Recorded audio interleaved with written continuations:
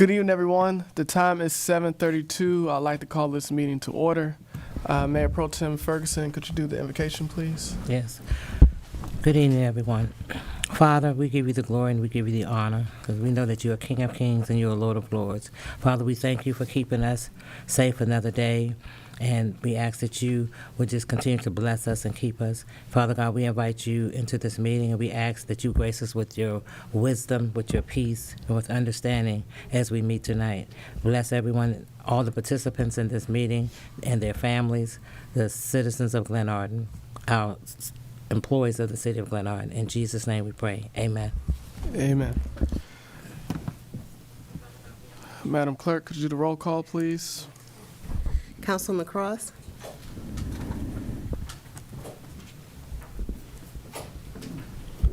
Present. Councilman Hairston? Here. Councilman Herring? Here. Councilwoman Jones? Here. Councilman Williams? Here. Mayor Pro Tem Ferguson? Here. And Mayor Curtis. Here. Thank you. We're all in attendance. Is there a motion to adopt the agenda? So moved. Is there a second? Second. Any discussion? Yes. Yes, Any discussion? Yes, Mayor. We have on here a resolution R08-2026, resolution to provide support for furloughed federal employees.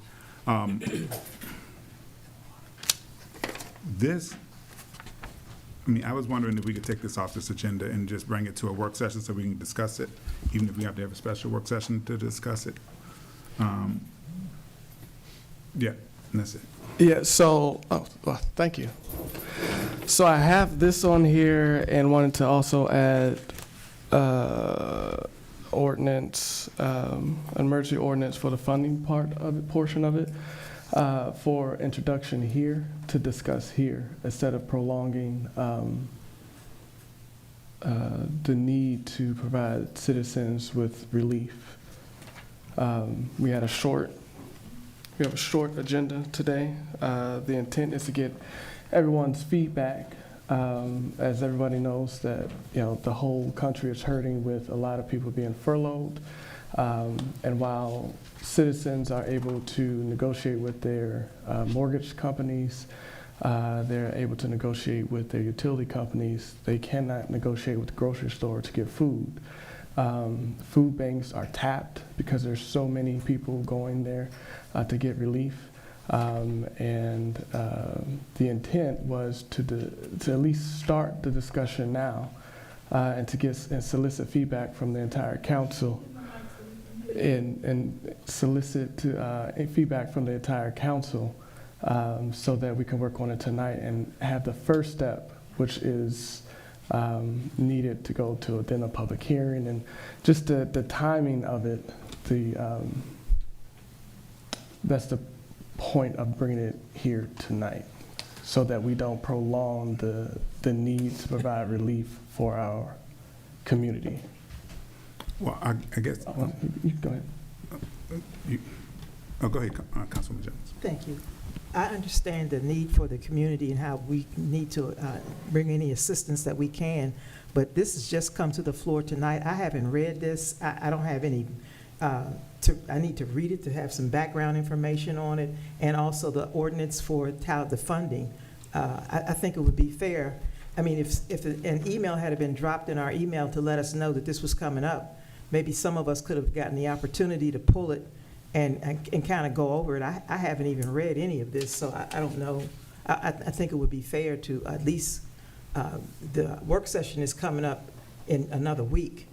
So, 2 weeks. well, 2 Next weeks. week is. But still, if, like Councilman Herring offered, maybe we can have an emergency work session to go over this. I'd like to have an opportunity to sit down. This is 3 pages. It's Page one and a page. half.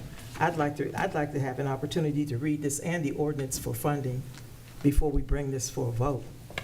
Is everybody available tomorrow for emergency work session? Fine. If we get a quorum, I'm fine with that. No, I'm not. Okay. Yes, and the point is we have everybody here tonight to just discuss it. It's 1 page.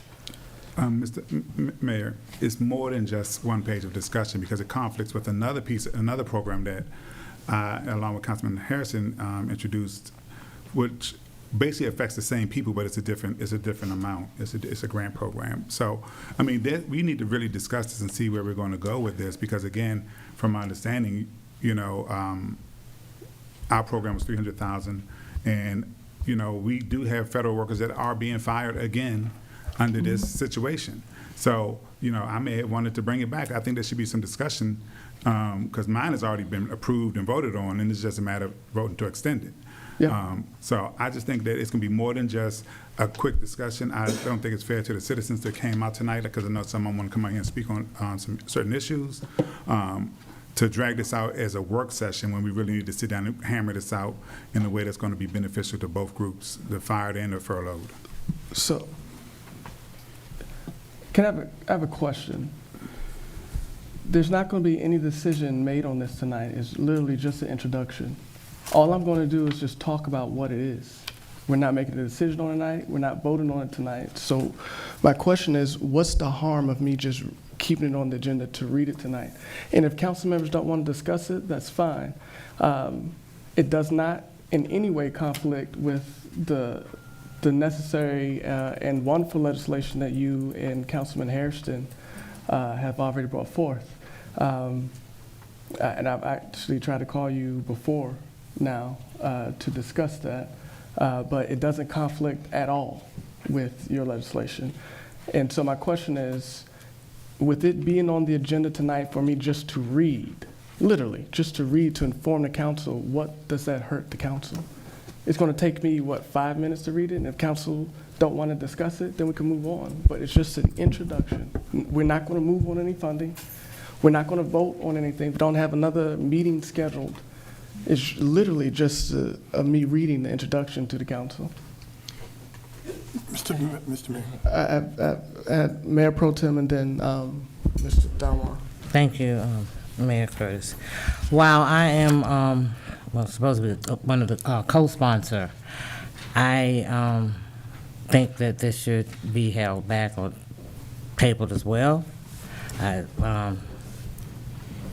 There are, like this ordinance, I haven't even read that. And again, there is a resolution that was passed for the same. It's not the same. Not at all. I'm sorry. I apologize. Go ahead. Thank you. There was a resolution that was passed for the same purpose, and when I say that, that relates to what's going on now at furlough. Now, I know that they are different in wording and even the benefits. But I also feel like, because they are dealing with the same situation, that maybe we can work with the previous sponsors of the resolution that was passed and maybe be some amendment. We can kind of collaborate together and put it as one.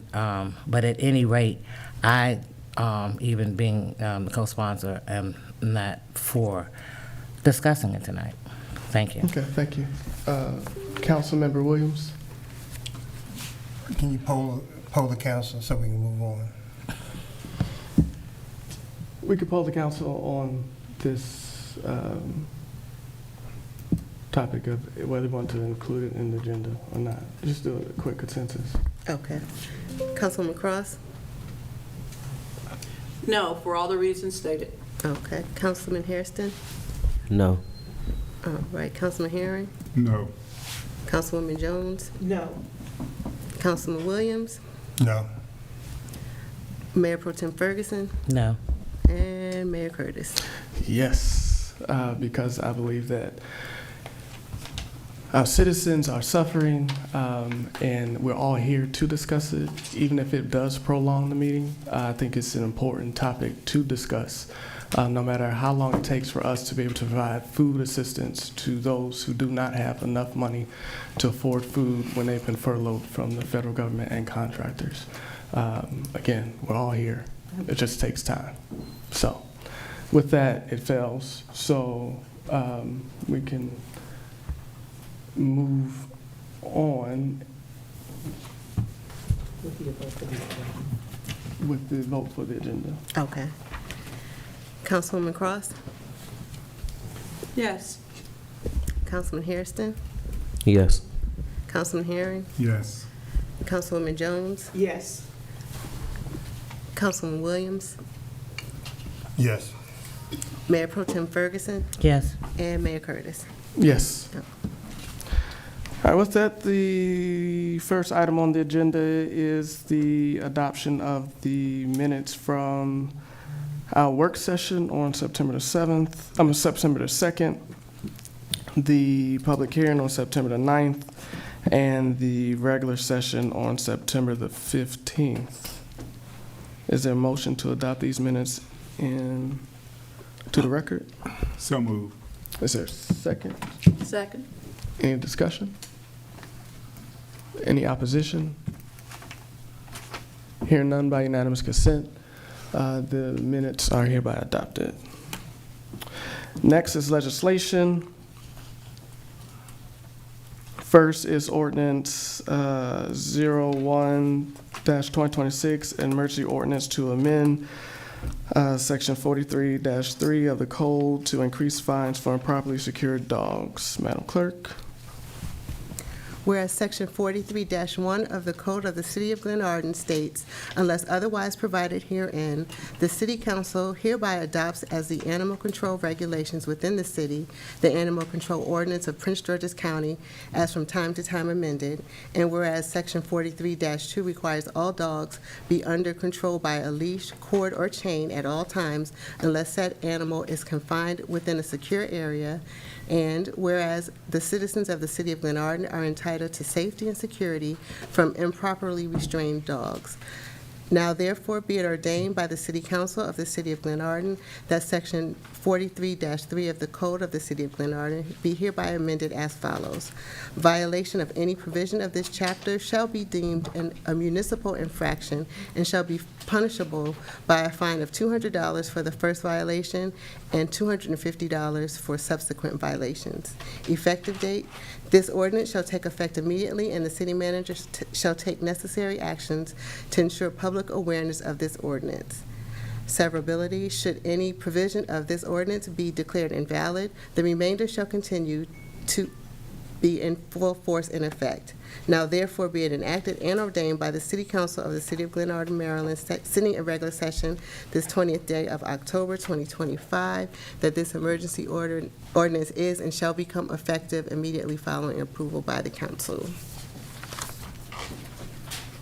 Okay. Is there a motion to bring this to the floor for a vote? So moved. Is there a second? Second. Any discussion? Point of order. Councilman You Williams? bring it as a vote, as an emergency, or you vote on the ordinance? As I understand, there's no need for the, Yes, you do. you didn't let me finish. Is there, maybe I should have said that, is there a need for it to be an emergency? If the emergency component is the going into an effect, correct? That's correct. That's Okay. why you need to vote. Yeah. That's why you need to have a vote to bring it in as an emergency. So it can go in effect immediately? Yes. No. All right. So what is the motion on the floor? So the motion on the floor is to bring this to the floor as an emergency ordinance first. Okay. Councilwoman Cross? Yes. Councilman Hairston? Yes. Councilman Herring? Yes. Councilwoman Jones? Yes. Councilman Williams? No. Mayor Pro Tem Ferguson? Yes. And Mayor Curtis. Yes. All right, now let's bring it to the floor for a vote. Okay. Councilwoman Cross? Yes. Councilman Hairston? Yes. Councilman Herring? Yes. Councilwoman Jones? Yes. Councilman Williams? Yes. Mayor Pro Tem Ferguson? Yes. And Mayor Curtis.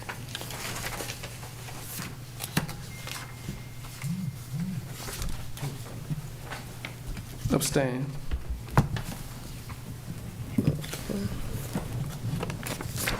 Next is ordinance 02-2026, emergency ordinance to add new section to chapter 43 of the code to include nuisance behavior by animals.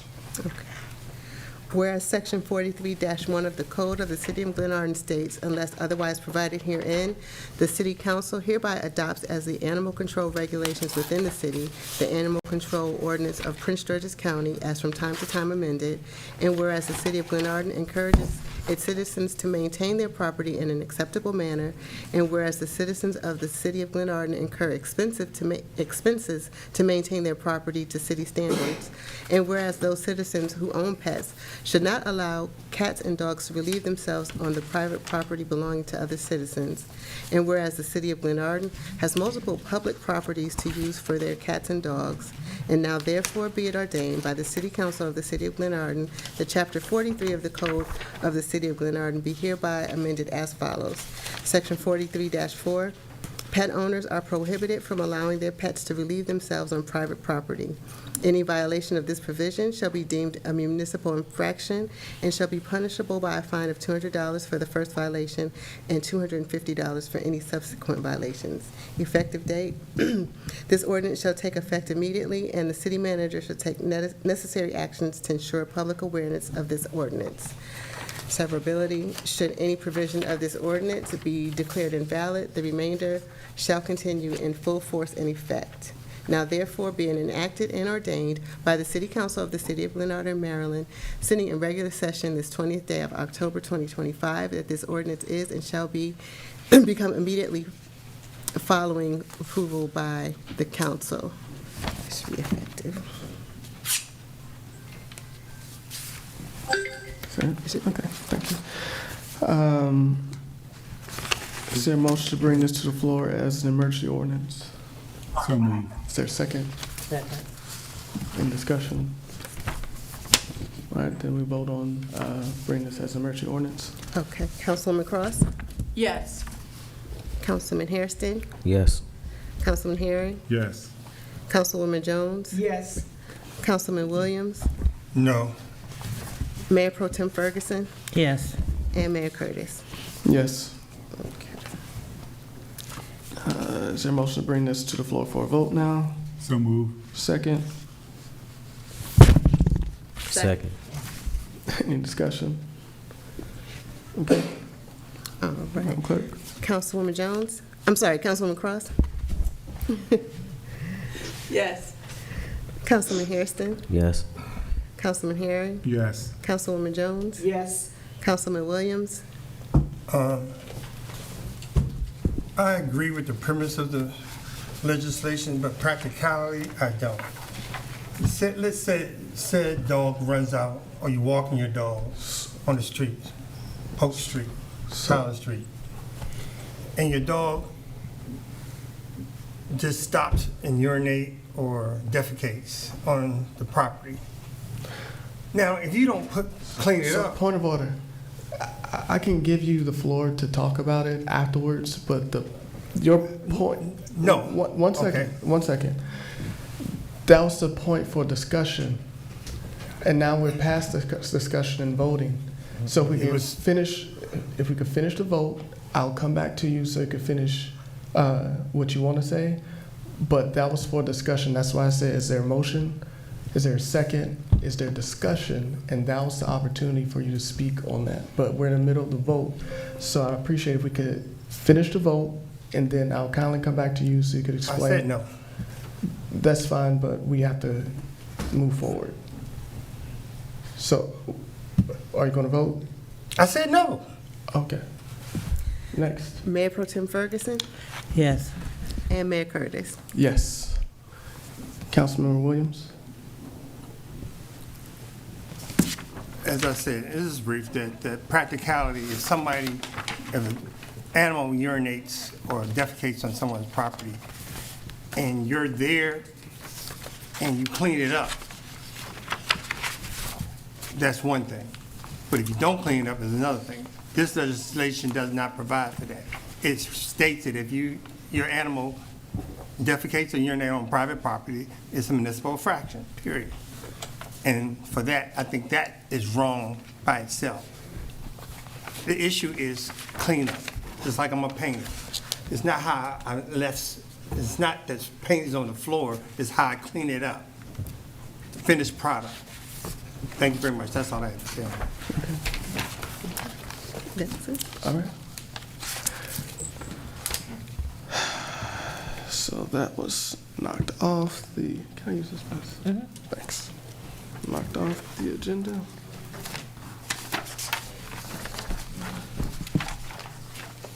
There was a topic of discussion about us, I sent the email out to council. I don't know if council had an opportunity to read it, but Jack and Jill was able to make a donation in books in the tune of about $417 to Judge Sylvania Woods, and wanted to know if the city of Glenarden would like to partner in matching their donation.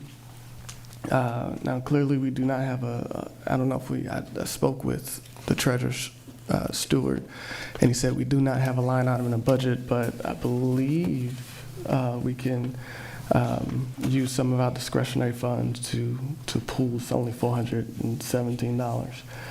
If council would like to do that, I know that I'm willing to do that. Just seeing if anybody else was willing to contribute or had any thoughts.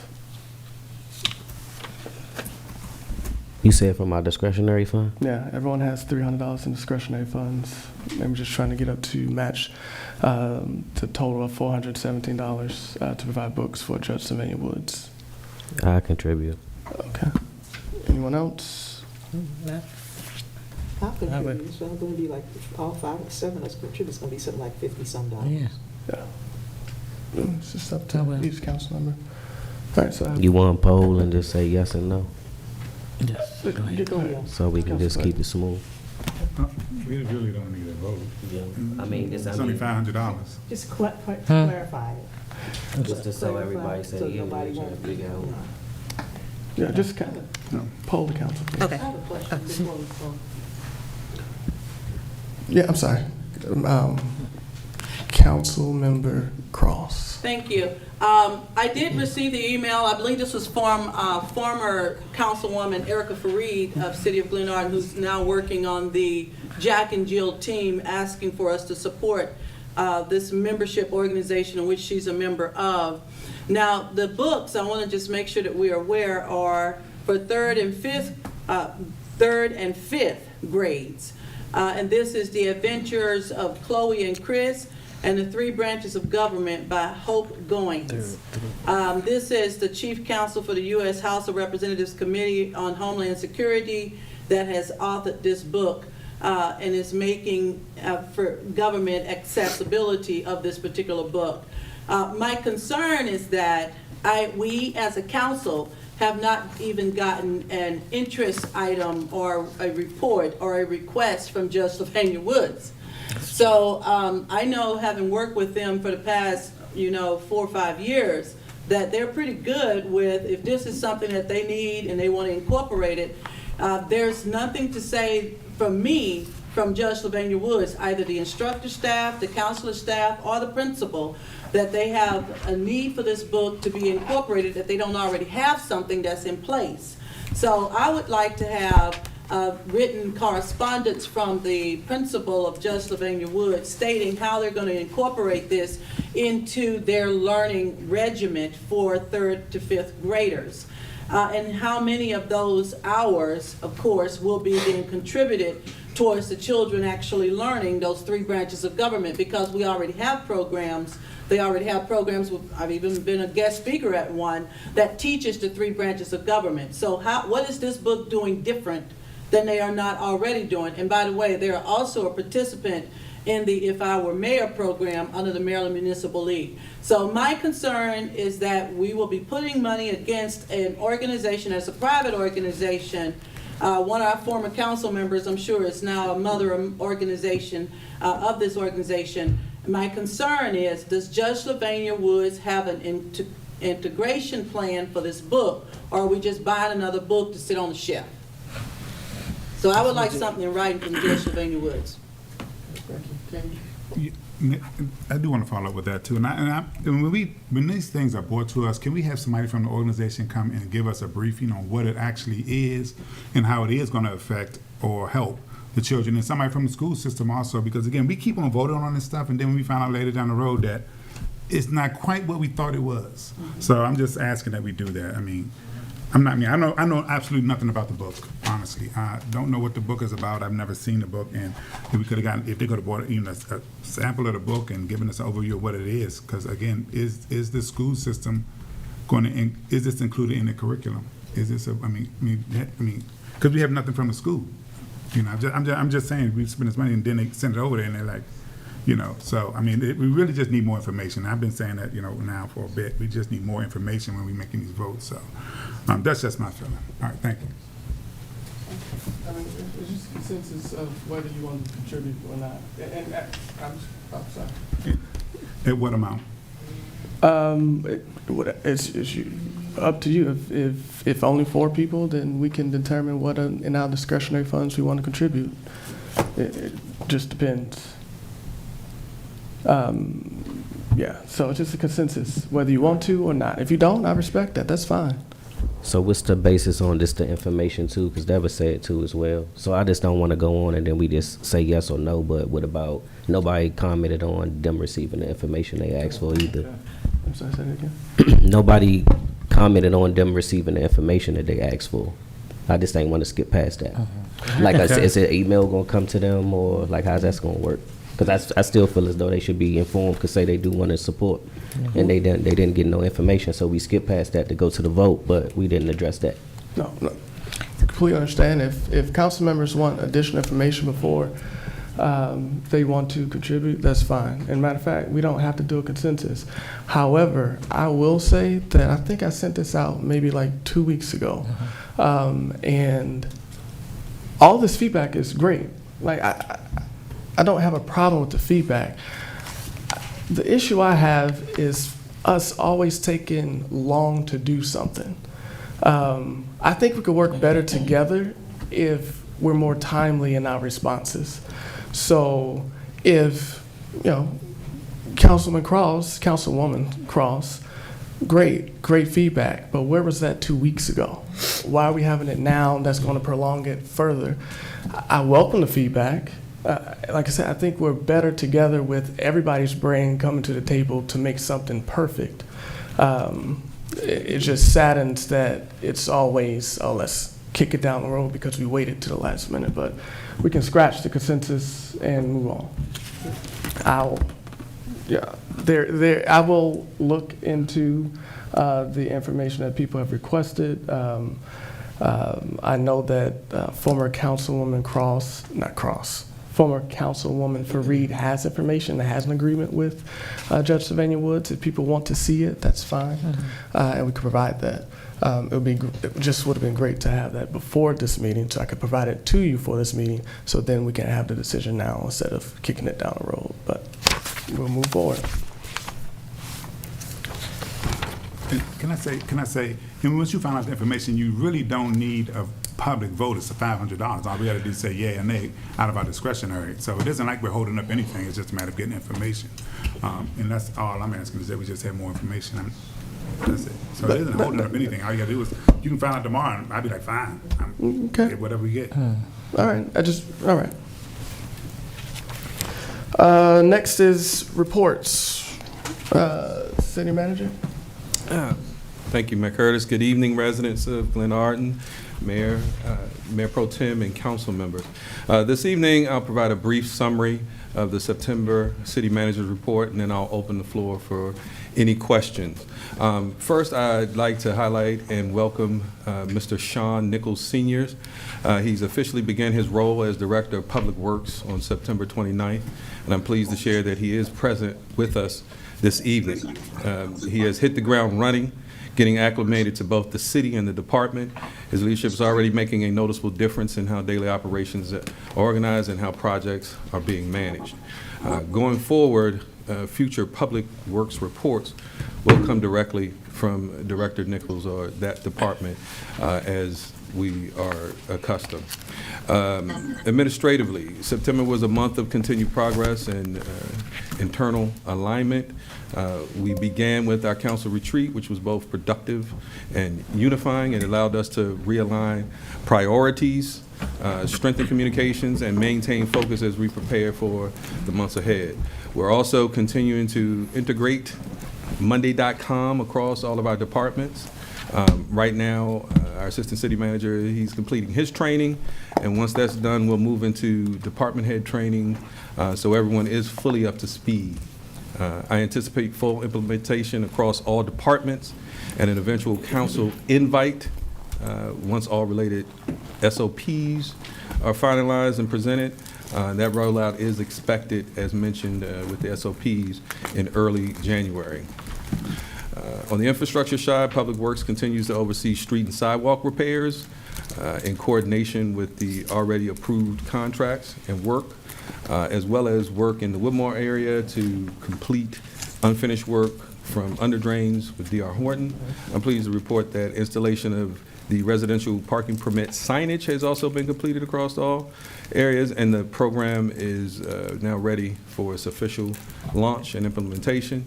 The department also has monitored speed bump and speed hump installations, assisted with Glenarden Day logistics, and met with CPJ to review the public safety feasibility study. In community initiatives, as we know, Glenarden Day was a success, though we did have some rain. Bringing residents together and showcasing the strong teamwork of our departments. The Go Room hosted approximately 22 events in September, generating approximately $14,000 in revenue, and continues to expand its reach through social media, referral programs, and outreach to local organizations. The community garden continues to flourish as it begins its shutdown. We do have the beds in place, and that's anticipated to shut down real soon as the weather transitions. Public safety and code enforcement both remained active this month. The police department responded to over 700 calls for service, made 4 arrests, and maintained a strong presence throughout the community through patrols and special events. Code enforcement conducted approximately 76 inspections, including 33 parking citations, and helped prepare residents for the RPP program launch. They also drafted a SOP for one-day licenses, proposed ordinance languages to address covered and unregistered vehicles, and maintain close coordination with Prince George's County DPI and WSSC. Financially, the city remains in strong position. The finance department completed its payroll, vendor payments, reconciliations, while continuing preparations for the upcoming audit. The team also improved efficiency by suspending unused cellular devices and maintaining stable management over our funds. HR, Human Resources, as mentioned, we finalized the Director Nichols, the Public Works Director position. Some promotions and continued recruitment for police officers, as well as the maintenance techs. 1 and 2 positions are being actively interviewed and soon to be filled. We're also working on updates to our personnel manual and, of course, the benefit policies to improve consistency across departments. Communication and outreach. Lastly, the Media and Communications Department managed all Glenarden Day promotional materials, updated the city website with new Gold Room and Community Center information, and launched the RPP voicemail line for resident support. They're also finalizing the city welcome packet, preparing the October-December newsletter, and advancing the different programs and communications across the city. In closing, September was a steady month of progress and transition. We celebrated community connection through Glenarden Day, welcomed new leadership, and moved closer to completing several key initiatives. That concludes my report, and I open the floor for any questions. Thank you. Council Mayor? Yes. I do have a couple of questions. Mr. Simpson, Public Works, are we still using a temp in Public Works? Yes, sir. Okay. Because I'm getting kind of, can I share my screen? 1 second, sir. we need to fill these positions, because I actually asked for the, asked to get the numbers for how much we spent on temps. And You should that's- be able, I'm sorry, Oh, you should be okay. able to share your screen now. And it's quite a bit of money that we are, let's see. Yeah, just make it bigger, please.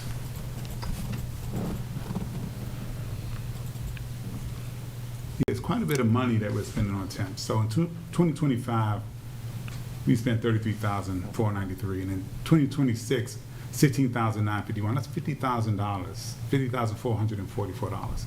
The budget maintenance tech position is only $51,476. I'm not understanding why we don't have anybody in these positions. I really am not understanding this. I mean, we're spending more on temps. You know, I think one of the positions is like a maintenance tech 1, which is less than what this salary is here. So, I mean, we need to move forward and get these temps, get these positions filled. I don't care what the attorney says. I still believe the personnel manual was right, what I said about 6 months, because I know the other attorney said it was, but, you know, I don't know what they do. But I still think we're just dragging this out too long. It's dragging out too long with these 10. I'm not understanding what's taking so long. We've never had positions open like that this long for those positions. So that's my first question. The second question I'm having, I want to inquire about is the red speed, because I'm like, it's so much back and forth with this red speed. It's like completely crazy. And I think we got suckered into this deal. Honestly, I think we did.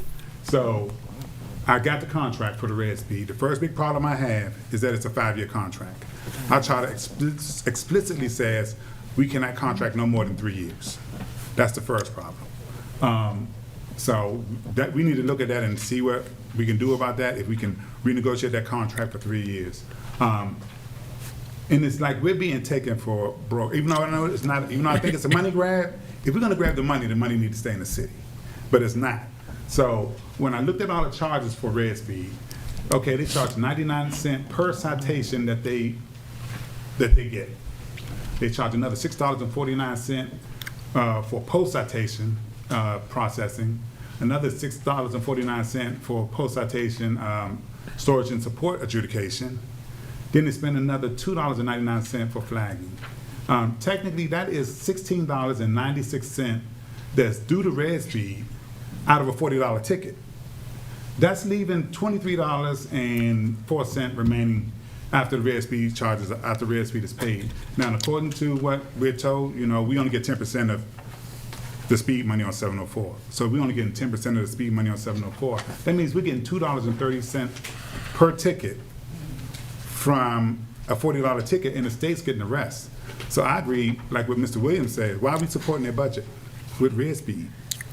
This is crazy, and the biggest thing is that we gotta pay red speed $4,100 for each camera. There's 4 cameras. That's $16,000 a month. That's $196,000 a year in fees to red speed, flat off the top without even worrying about tickets or anything else. Then when you factor in this and all of these fees they have here, you're talking 7,000, 7,000 citations. You're talking another $70,000 or $80,000, $90,000 on top of the $200,000 that we got to pay on a 5-year contract. That's $1 million that we got to pay to red speed, just without them writing any tickets. I think we really need to look at this. I think this wasn't looked at closely, and this is why we need to not rush through things. And I'm just as guilty, because I should have looked at the contract before we got as far as we did. And I normally do, but I put it in the hands of the leadership, and that's one thing I really have a problem with, because as in your positions, you're supposed to bring to us every possible scenario when we get ready to sign a contract. What is the financial obligation to the city? How's it going to affect our budget and everything else? I don't think nobody knew we were going to be paying them $200,000 a year flat. $1 million over 5 years. So we need to look at this.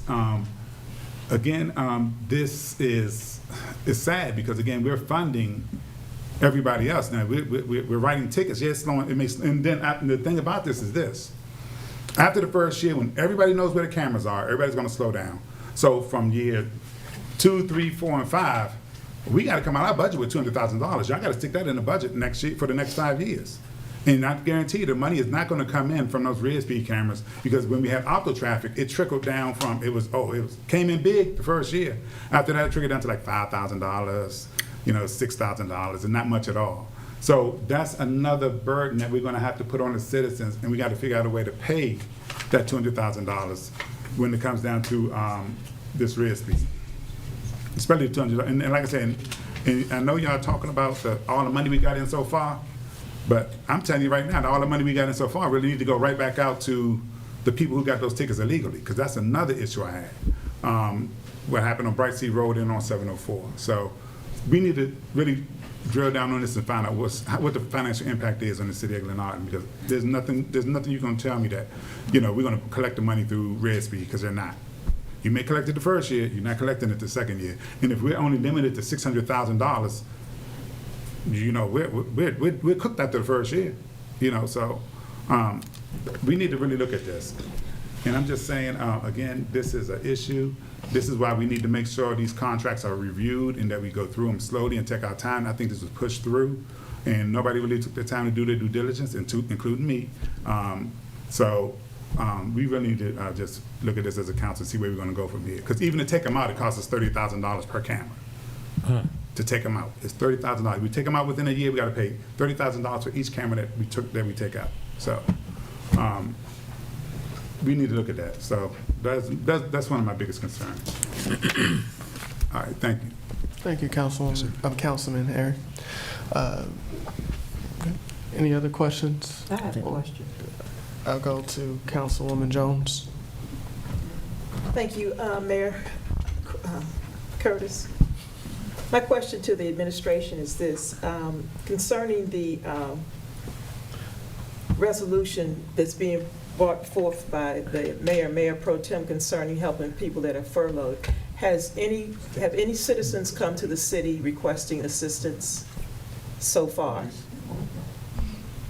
Not to my knowledge as of yet, no ma'am. Okay, well, I would ask you all, I'm sure this will probably pass, but I would ask you all if there are any citizens that come forth to please let the council know that citizens have come forth. We don't need name, address, or situation. We just need to know that citizens have come forth and requested assistance in this area. Yes, ma'am. Thank you. Thank you. Mayor Pro Tem. No. Councilwoman Cross. Thank you. And listen, I am very honored to see the work that's being taken place there in the Whitmore Town Center area. It's been a 4-year struggle to get D.R. Horton to honor their original contractual agreement. I am still concerned that we are not necessarily getting the under drainage, the storm water runoff that was requested. While we see the roads being repaired with the cracks, the problem is if you don't put the drainage system in place, then it's going to reoccur. So I'm really concerned about that. It's a patchwork to get us through and over the hump to transition, but I'm not sure is what I'm seeing that they're fixing it according to what was in the original plan. I do want to welcome the Director Nichols. Thank you so much. A few of us got an opportunity to interview him, and he's a wonderful addition. I think he's a strong addition to also help us address now a few emails we keep getting regarding 8737 Glenarden Parkway. I note the email that you sent to council earlier regarding the contract on that. I would like if you would provide the council through Director Nichols a wellness plan to rectify that situation. My proposal I sent you an email was, can we utilize our own crew and our own team to start some preliminary work on that particular property to enable a more successful action towards our mandated by the District Court of Maryland action.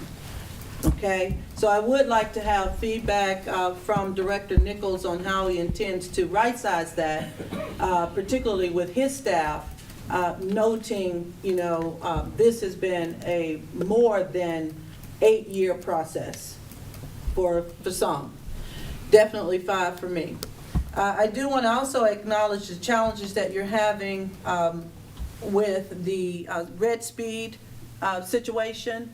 And I do thank you for the feedback that you've given us from the attorney, Kevin Krupinski, in writing. I don't know why he can't seem to come to the meetings anymore, but I do find that his comments were in line with the feedback that this council gave you regarding the citizens, and also the need for us to pause until we have a full understanding of what we're doing with this contract with Red Speed, noting the information that Councilman Herring just pushed out as far as the indebtedness of the city, and making sure that this isn't a burden.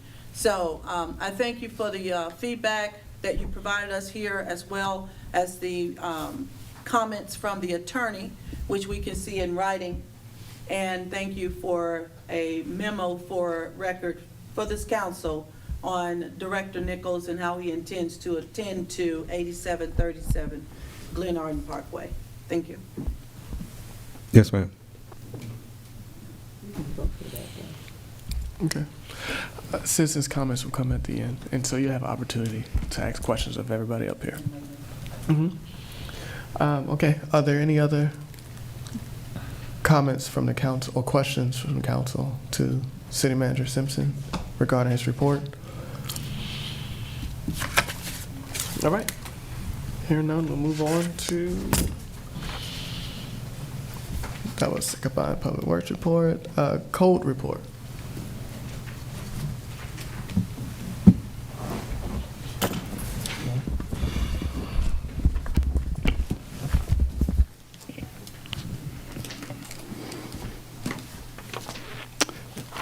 Good evening, everyone.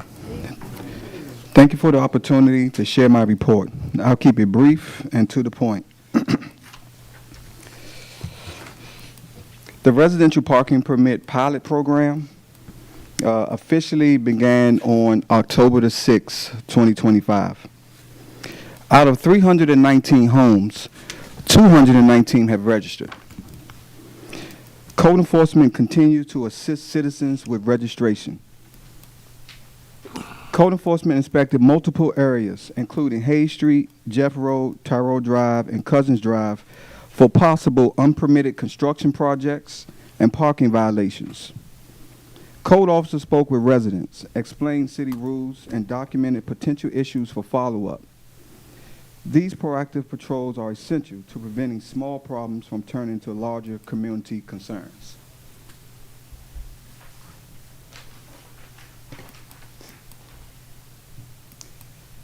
Code enforcement received this new vehicle, marking an important addition to the department's resources and enhancing staff's ability to effectively carry out daily operations and community enforcement activities. Code enforcement coordinated with Prince George's County Department of Permitting, Inspections, and Enforcement on roofing, drywall, and driveway permits, enrolled staff in a training and clarified requirements for multiple residents relating to zoning and livestock issues.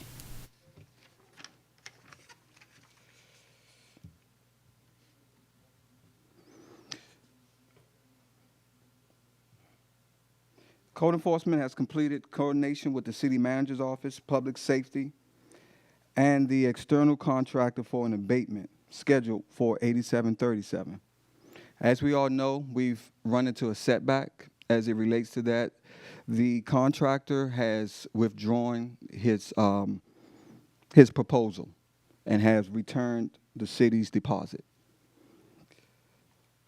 As Councilwoman Cross mentioned, the administration, code enforcement, and public works is putting together our plan of action to resolve this issue as quickly as possible.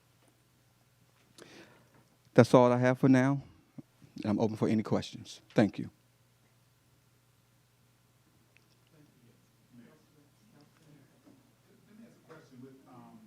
The abatement. So the judge said we can go on the property to clean it up, correct? Correct. So did he give a timeline? What he does is he gives you an abatement order, and then the abatement order is good for a set amount of time. So it doesn't give you a timeline. He gives a timeline for the property owner to clean it, and if they don't clean it by a specific time frame, then the city has the authority to go onto the property and clean the property. So how long is this order? Do we know? Yes, this order, according to the Kevin Karpinski, is for 12 years. As long as the code violation is there on the property.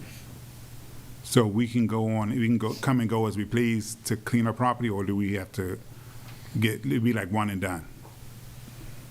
In this particular case, it would probably be in our best interest, for the city's best interest, and for the citizen, is that if we could do it in one shot, that would probably be best. So I guess this comes to a question with the city manager and Public Works, because I know a question was asked about our Public Works doing the work, which I think is a lot for them to do, you know. If I may. It's going to even be a lot for a contractor. I know I just said about doing it in one day, but really it's one action, you know, doing it consecutively. So even with the contractor, because of the amount of work that needs to be done, it was going to automatically be between 6 to 7 days, and that's, you know, weather permitting. And that's with a company that actually has the equipment to actually do it, because there's a lot of high branches and high stuff that need to come down, as well as a lot of stuff that needs to be cut. That's correct. Okay, all right. Thank you. Any other comments or questions? Oh, I do have, Yeah, I'm going to go to Councilman Cross, and I'll come back to you. Well, mine is on the RPP program, so if you're still on the abatement, I'm off the abatement. Okay, RPP program. Oh, you go. You want to Then we'll go to Councilman Williams, and then to Councilwoman Cross. I know that it's a lot of work. It's a horrible piece of property. But my question is, some of the low-hanging fruit that could be touched up, why can't we do that? There's some low-hanging fruit, like the trash cans in the front of the house. I mean, there's some low-hanging fruit that we can get to in a matter of hours that'll make it look even better. Just cutting the grass one time, or trimming the hedges up front. I know some hot stuff, I got that. But why can't we do some of the low-hanging fruit? Take one day and just go over there and just get the low-hanging fruit, which then will cost us less to contract it out to get the higher stuff that needs to be done. Yes. I don't care who answers the question. Yeah, certainly, I can. I definitely agree with you, Councilman Williams, and with the feedback that I've been receiving. I think with Director Nichols being on board, there will be some further discussions to look into addressing that, and I can get you a clearer answer on our ability to be able to address it effectively in a timeline. Oh, Lord have mercy. You talk too well. All I want to hear is that can we get it done, and give me a time period when? I know we can get it done, the low-hanging fruit. I'm asking this, when can we get it done? 2 weeks? 3 weeks? A week? If I may, I think if all things were equal, we could get it done within a week's time, some of the low-hanging fruit. But I do believe, considering the nature of this particular abatement and some of the issues that we have ran into, those things need to be taken into consideration, and then we address it. Such as, because the citizens need to know that. So let the citizens know what are the issues, because I keep hearing complaints about it. I'm sure everybody else up here keep hearing, why hasn't it been done? So we just need to know, or let the citizens know on tape, some of the issues. We know the court order, we know that, but is there something that that's inhibited us from going on that piece of property and dealing with the low-hanging fruit? I do believe, considering the nature of what we have gone through over the years to even get to the point that we're at now, has to be taken into consideration. I do believe there's some sensitive information that would need to be discussed that I'm not sure if it's appropriate to discuss publicly to make sure we've ironed out some of those things. That's just my suggestion. However, I do believe we have an opportunity to address, as you mentioned, some of the low-hanging fruit concerning this particular abatement. That's my only concern. Forgive me if I sound like I'm avoiding the question. I am concerned about some of the conversations, some of the correspondence that has gone on, some of the discussions with the attorneys, some information that I think is a bit sensitive and may not be appropriate to discuss in a public forum. But I will say we are looking at, we felt as though we were very close to finally dealing with the issues at this particular property to make sure we get it to conform to what our charter and our code says. Point of order, I hate to just bust in before. I know that Councilwoman Cross was next and Councilman Herring is next, but I just want to say this concerning that issue. We are dragging our feet. We have a court order that we can go in and get that property cleaned up. Like Councilman Williams said, the low-hanging fruit, right there in front of the sidewalk, on this side of the sidewalk that's close to the street, all that can be cut down. You can take a trimmer and just go down there and just cut that down in less than 15, 20 minutes and edge it up. The trees that are hanging down over the sidewalk, you can take something and trim those down and cut back, especially because of the fact that people sit at that bus stop every day to catch the bus, and they're sitting behind those trees, especially at night. You see people sitting at that bus stop, and those trees are there. Somebody can come up and just rob them. It's getting, next week or the week after, it's going to be darker outside. We are dragging our feet. We have a court order, as you can see, since the time that the contractor has now stepped away from the project because of whatever issues that he's having.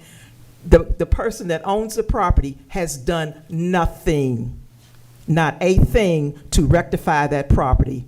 And at this point, I have enough citizens over there that live behind them, that live beside them, that live in that area, that is just, it's just hideous. And we as a city have done everything we need to do to go in and address that issue. Yes, I understand that there's some sensitive things that are we want to watch out, but we have a court order that says that we can go in and abate that property. Thank you. Thank you. Mr. Williams, I apologize. Are you finished?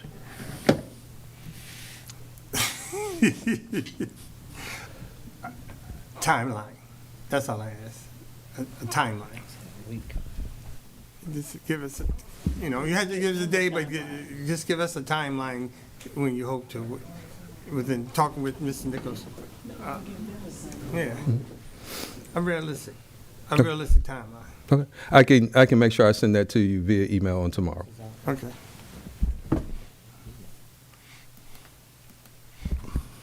Thank you, sir. Thank you. Thanks, sir. Yeah, Any on this point? No, not on this point. Any other comments on this point that you?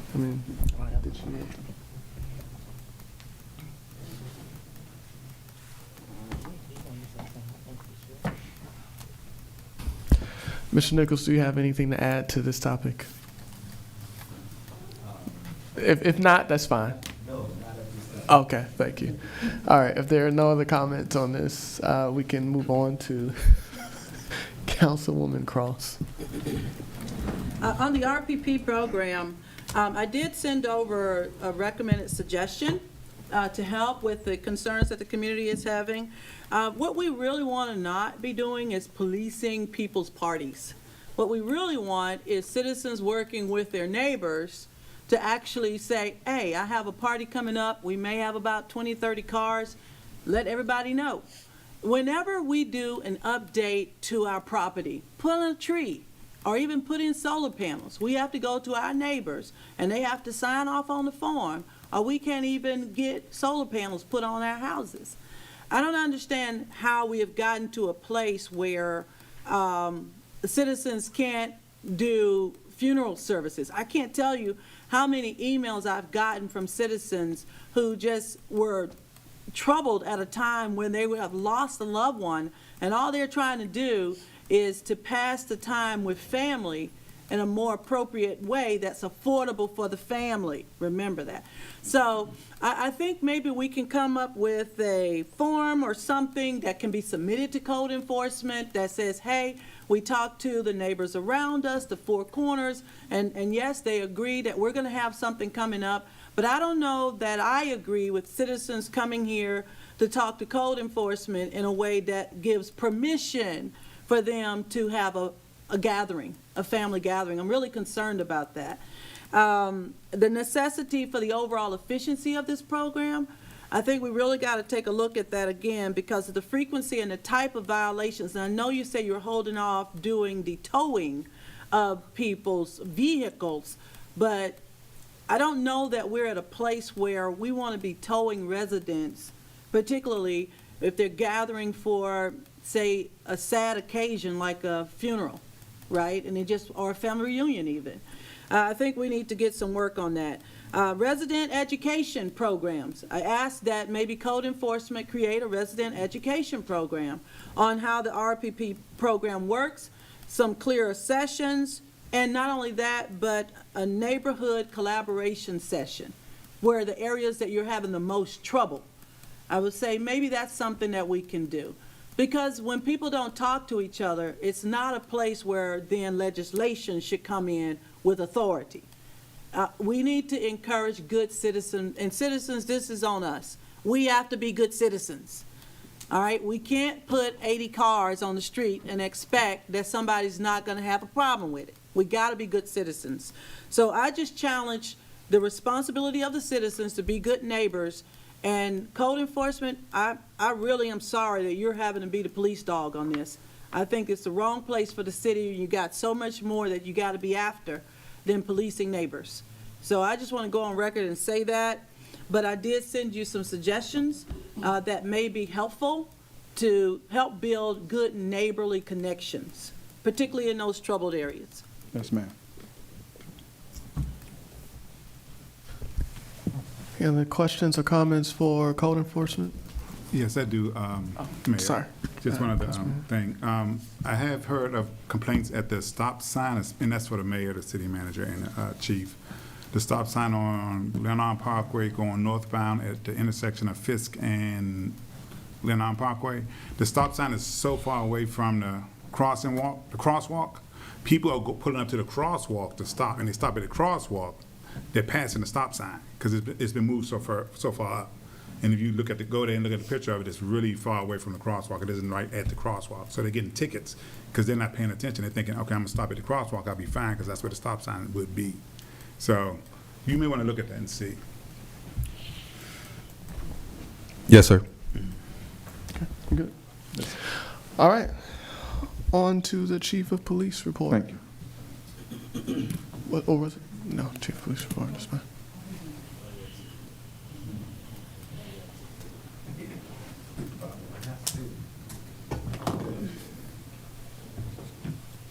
Is this the last one? No, we have the treasurer and then citizens.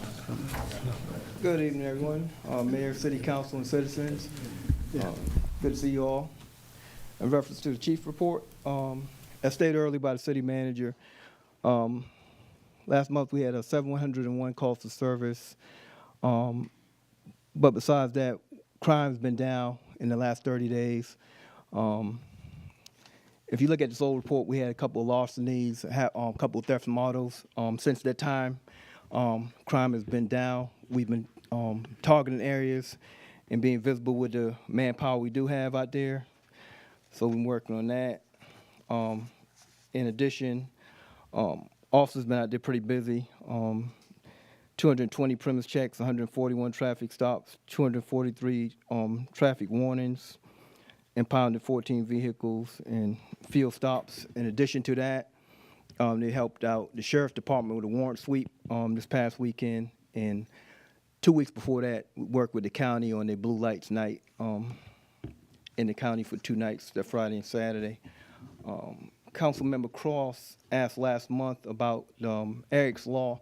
That's the law where a butterfly logo was placed on on individuals with non-apparent disabilities on traffic stop, the symbol of a butterfly. So officers been trained to work with these individuals on traffic stops and stuff, and their intellectual disabilities and so forth. So we have been getting training on that and making sure that our citizens are safe in reference to that. City manager did also mention about promotional ceremony we're having this Wednesday for my new sergeant that was promoted and my corporal in my private first class. So that'll be Wednesday in the Gold Room. Thank you, Council, for allowing us to have it up in the Gold Room this Wednesday. Also Saturday, we'll be having our trunk or treat for the kids here in the back behind the station from 1 to 4. So we got that information on the website, and we hope to see the kids and the family members come out and support and have a good time with us. Councilman Herron, also like thank you for the donation you supplied today. So appreciate that. That's all I have. Do we have any questions for the police department?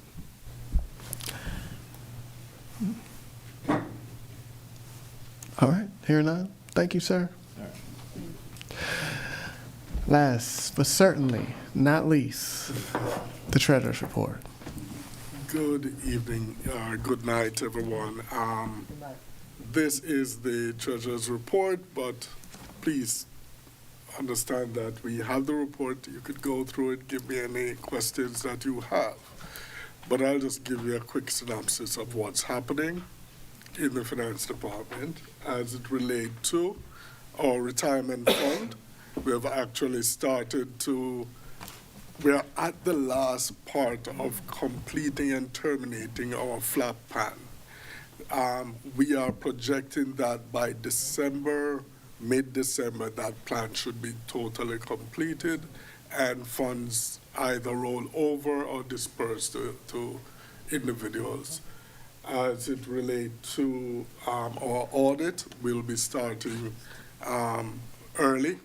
I have to say we'll have to start early because I'm still working with the auditor to get to the final numbers to start the audit.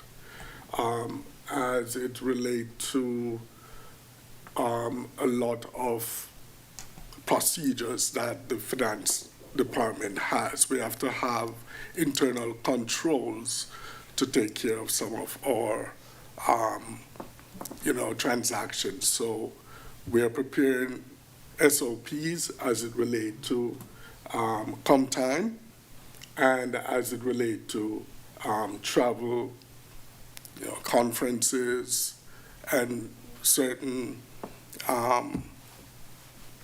meetings that our officials go to. Apart from that, that's it. Anyone has any question? We're open. Thank you, sir. Any questions for Council Member Herring? Yes. You just mentioned comp time. Why are you doing SOPs for comp time when that's addressed in the personnel manual? Doesn't the personnel manual says you can't exceed 40 hours per year in comp time? Yes, so So what SOPs are you doing when it's already spelled out by law? the SOP is looking at all of the different aspects as it relates to comp time, how it is requested, how it is used, how it is being paid, especially when individuals leave. So we just want to have a deeper understanding, and not only the understanding, but to ensure that the staff themselves appreciate what the comp time is about and how they could use it accordingly. So it's more of a staff update as to how they should use, earn, and deal with. Okay. Yeah. I have one other question. I just want to get some clarity on something. If I, You should still Mayor, can I share my screen? Yep. You should Should I still share be it? Okay. Yep.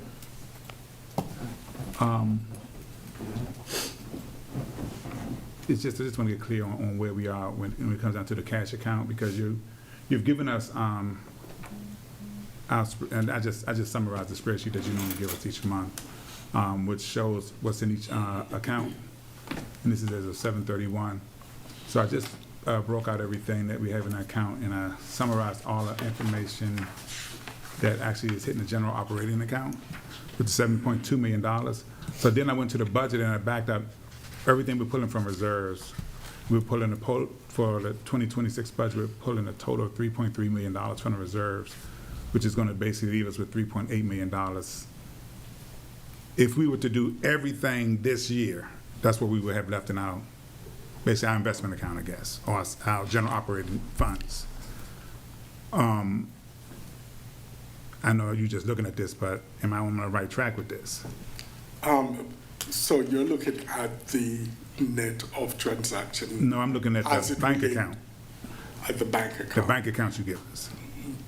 You have to take into consideration that funds are really coming into the city. With all of the receipts that are coming in, we still have a net of,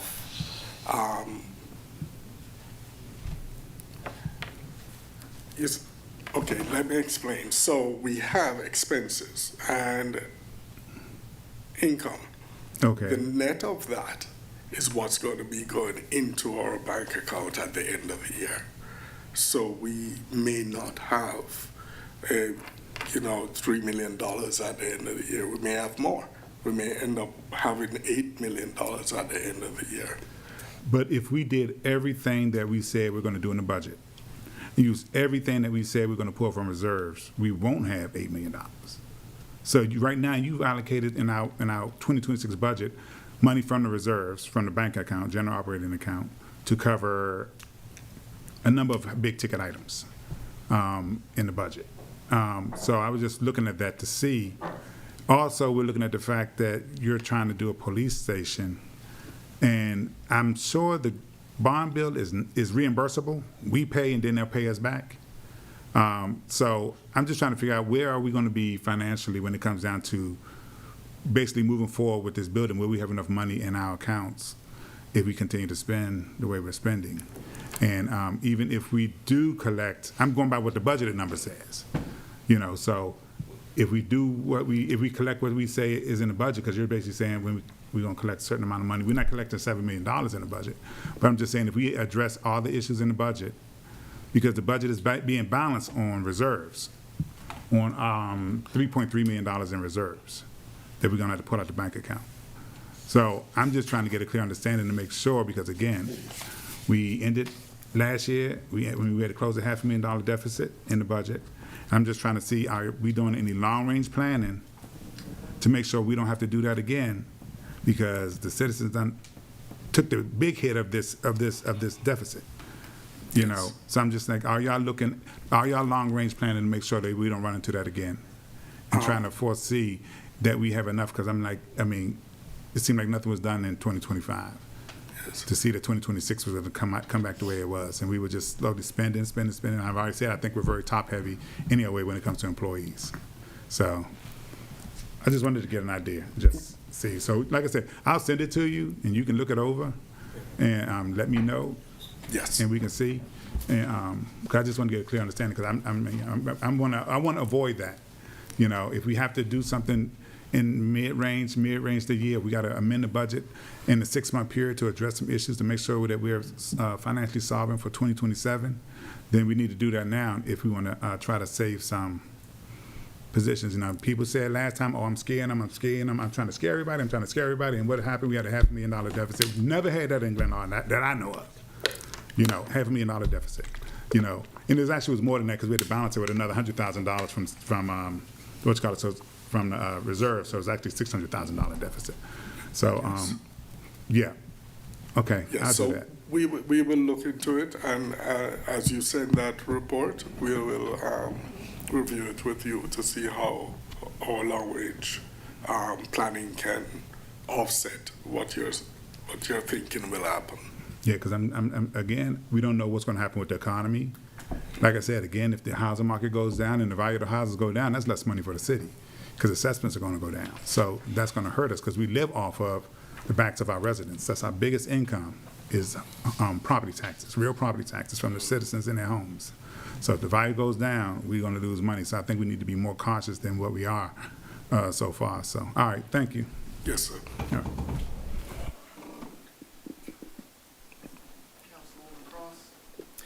Real quick, the Maryland Municipal League does a state of municipalities each year, and it's $100 for us as a member of the Municipal League. Why is this important? And I did send a message out to the council regarding this, hopefully being able to get ourselves registered. Why is this important? So when highway user funds or other impacts like erosion or sandbags were provided by counties, when we had the huge rainstorms, it all comes as a result of what we report during the state of the municipalities. There is a strategic goal, singular strategic goal, which will be put before the Annapolis leadership and the governor on behalf of Maryland Municipal League, and the intent of it is to allow more cities and towns to become independents, if you will, incorporated into various counties. And so I will tell you that there is afoot changes in particular counties to not let more towns become cities. And so there's a big push on behalf of the Municipal League to expand the league, to allow more townships to actually become incorporated and the counties and become, paying members, if you will, in the league, to grow the league. So just letting you know that this is a critical one, because of the singular strategic plan that's been put before the leaders in Annapolis and the governor for decision, which will take effect in this June. But this is a really important one for us to go. $100, I don't think that'd be too hard for us to find something in the budget. But you did mention conferences and attendances, so I figured that we may want to push it at this time. Yes, and that I will consider as well for the finance department. Thank you very much. Thank you. Any other questions or comments? All right. Hearing none, we'll move on to our next item on the agenda, which is citizens' comments. Citizens, you'll have, if you have a comment, please raise your hand. I'll call on you. I've already see a few hands in the building. If you're online, please raise your virtual hand, and I will call on you in the order that I see the hands raised. When you come up, please just state your name, what ward you're from. You don't have to give your address. And you will have 5 minutes. I encourage everyone to, if you have a lot of questions, to use your 5 minutes to ask questions. If you ask a question and want a response from the council in your 5 minutes, that also counts against your 5 minutes. So that's why I say just get everything you want out. We could take notes and then respond to your questions, so you won't waste, we won't waste your time with our answers. So with that, the first hand that I saw was actually in the back, and yours was the second. So we'll go to Ms. Smallwood.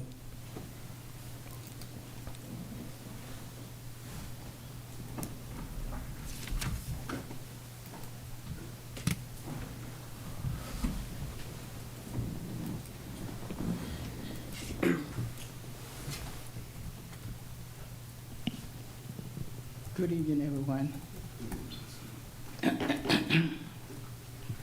I got 5 subjects that I want to talk about.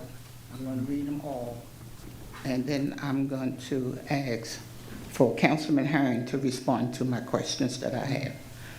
Thank you. The first one is, when will MLK Park be completed? I have noticed that the 7th Street Park is completed, the garden for 7th Street Park is completed. So the city manager can also respond to this one. When will MLK Park be completed? And please don't tell me we're working on it. I just need a date. The soil has been broken almost 4 years, and it has not been replaced. We got the grill, we got the light, and other things that need to be done over there to complete the park. My next one is, I'm asking to be reimbursed for the $40 that I got from the traffic on Martin Luther King. I got that ticket before it was implemented. It was not notified in the paper that this was going to be implied, implemented, and so I'm requesting that I get my $40 back. I also understand if you go to court, you're gonna lose it, and if you request a trial, they're gonna cost you to pay $7, and you won't get, that's all the money you're gonna get back. Okay, now as far as mayor and mayor pro temp, the citizen of Glenarden did not vote for a mayor or a mayor pro temp. The citizens of Glenarden selected 7 councilpersons. The mayor pro temp is only supposed to be used as a ceremonial position. So I don't understand why you got parking signs out there that's saying mayor and mayor pro temp when y'all was not elected to be a mayor or mayor pro temp by the citizens. Okay, the elevator. When will the elevator get fixed? I'm tired of walking up the steps with them elevators. I had bad knees. I had slid down them steps a couple of times. The next time, I'm gonna fall down those steps because it doesn't make sense. It's been almost 40 years that we've been trying to get an elevator in this building.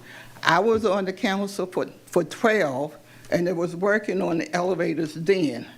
Now, it's 24, and I've been going 8 years, and y'all still haven't got the elevator put in there. It's a problem. Okay, the police department. When is the citizens going to be notified?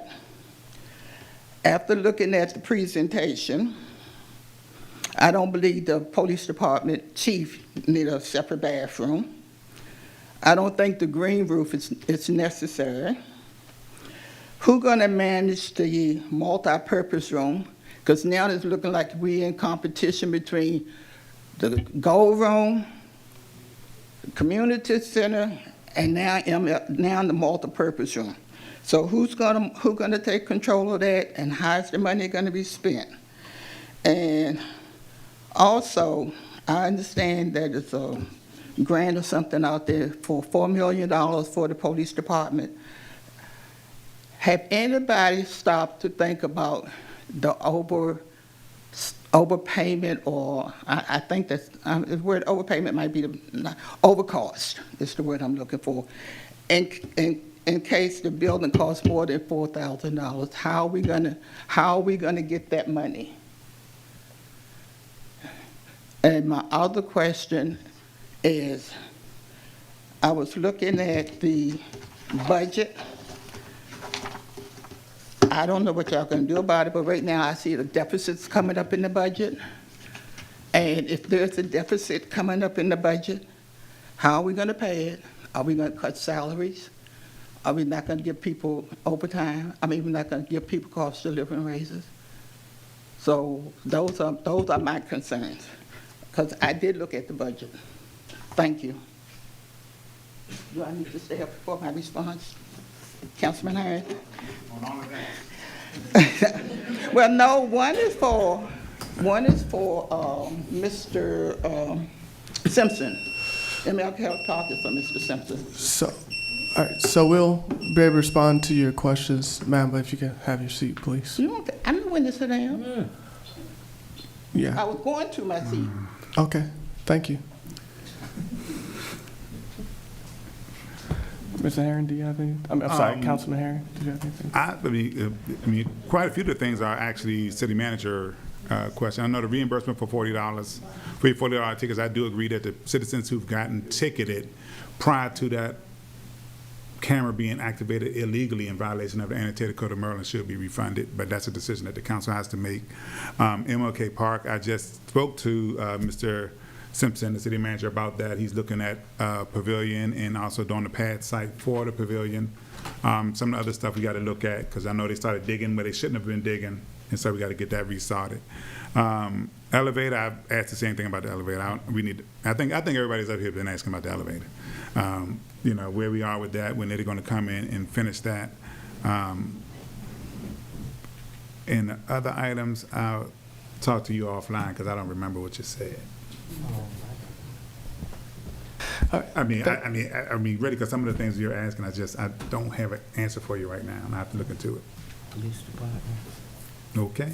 All right. Could you Thank send me an email? Mayor Pro Tem. That's fine. That's fine. Could you send me an email? Thank you. Ma'am? Okay, so in the orders, I see the hands. I saw the young lady, oh, I'm sorry. He did have his hand first, then the young lady, then former Mayor Dennis, and then the young man in the back. Good evening. Good evening. My name is Flora Ford. I live on Delwood Avenue, and my question is about the residential pilot program that started on Monday, October the 6th. I'm totally against it. Want to know how long is it supposed to be in place? I've been a resident for over 30 years, and we had 5 vehicles, now we have 4, but because there's only 2 parking permits per household, regardless of how many registered vehicles we have and how many people drive in our home, we had to move our vehicle. So we had to move a vehicle on, we called up here, they said we had to move it on a street that was not listed. So we moved it on Glenarden Parkway, then the police came to our house a week later, said they had a complaint asking us why was our vehicle parked in front of that person's door on Glenarden Parkway. Well, that car can't be in front of my own house because of the rules that you all made, which is totally, I can't even say what I want because it's not nice, but I just need to know when they're going to stop it. And when the police came to the house and I told him why the car was there and it's registered and we've been here over 30 years, if you are a resident and you pay taxes, why are you limited to only 2 parking spaces, 2 parking permits? That doesn't make any sense to me at all. And then how did you all even choose the streets that you chose? How did that happen? I don't know. I have a question about that, you know. So, and then for the resident that did the complaint to the police said that our vehicle had been parked in front of her, across the street at her house for over 30 days, and we didn't move it until Sunday night on October the 5th because the program started October the 6th, and then on October 13th, the police knocking at the door. I did not like that, and I told the police officer that. And he said, well, then, Ms. Ford, you need to come to the meeting, and that's why I'm here, because something needs to be changed about that. So then we have to go start the car up every 2 or 3 days, take it around the house, then come back, put it back again on there, because it can't be in front of our house, or we'll get ticketed or towed. Yeah. You know, that just doesn't make sense to me how Glenarden does the things that they do. And I didn't know that the city council, which is you all here, decided on what streets should be picked. My question is, how did you make that decision? So then me, I went a little further, and so I started looking up some of the streets that you all live on, and I didn't see our streets on there, so I'm like, well, how did they? It's making me think that you all are targeting certain areas, you know, certain residents. And it shouldn't be like that when we're homeowners. We're not an apartment. We don't have a HOA or anything. You know, you come somewhere, you pay your taxes, you're in the residence, and you've been there 35 years, and then you can only have 2 cars with a parking permit. That's to me, totally unacceptable for Glenarden residents, and I think something should be done about it. If it's a pilot program, then say, okay, this is not working because we get too many complaints for our paid residents that live here and been here for over decades, you know, and then they have to move your vehicle on another street that isn't there, and then what if somebody comes over there, oh, we see a Benz, oh, let's get this, you know, then they're gonna try to steal your vehicle, or they're going to try to break in it and vandalize it, so then you have to call your insurance company and file. That's another expense that we have to bear that is just not fair. Thank you. Thank you. Questions? I have a minute for y'all to answer my questions. Okay, let's go, Mayor. That I didn't even know you was the mayor. I'm sorry. I don't remember voting for you, and then they told me we didn't get to vote this time, which still I didn't like that either, but go ahead. Mayor. Well, to that, yeah, we all are voted in as council members, and similar to the last session where the council president and vice president is selected by the council. That's how it is now. So that's how it came to be. But to your question. Yes, Mayor. So it started with complaints on the streets where the pilot programs are now on. There were several people who came to meetings who complained about too many cars on their streets and cars that don't even belong there, cars that don't move. And so the council went through an extensive period of, brainstorming what could we do. We introduced the pilot program. We solicited comments from citizens. Not too many people came out. And then we implemented it. And as you said, yes, it is a pilot program. And I've also heard complaints as well. And I definitely agree there's much we can do to improve on the pilot program. And as you said, it may be that, hey, well, after the pilot program, we see that it's not working.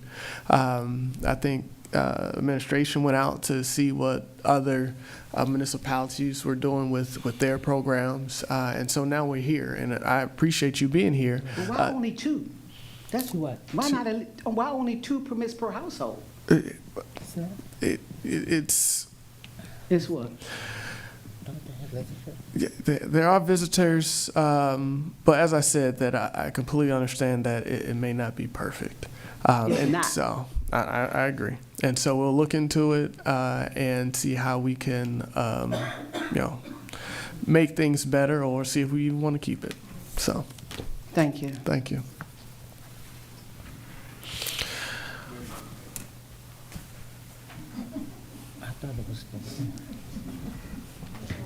Good evening, ladies and gentlemen.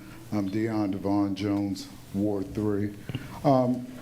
As an appointed official of the election board, I want to thank you, Mayor and Deputy Mayor, and the council for the award.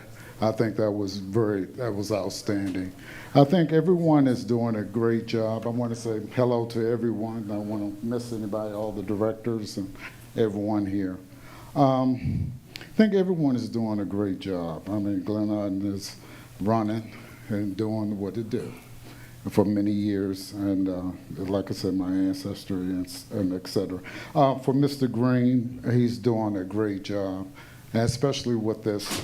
Thank you, Mr. James, and also Councilwoman Cross, went up for that legislation, because I'm gonna tell you, the dogs has been a mess, and it's been a mess. Like I said, I've been in Glenarden practically all my life and my family, but I mean, the dogs, we have new residents, and they're not adhering to our policies and commands and everything, legislations and rules. But Director Green is making sure that that's not happening, and he's always on top, him and his staff. And also the police chief, he's always on top of his game as well as the officers. I must commend them, and I'm not, like I said, I'm not saying that because I'm an officer myself, being biased or anything, but they're doing a great job. Anytime I need them to respond. I wanted to say something to the former mayor, Councilwoman Cross. You were talking about policing our neighbors and everything. I agree with you on that, because Director Green, he's taking many challenges, especially in my case and whatnot. Over the years, I've seen Glenarden and my ancestry and everything else. We all band together as one in the community and keep different things out of our element as far as acts of discrimination and so on. Recently, and I want to thank the chief once again for sending his people over.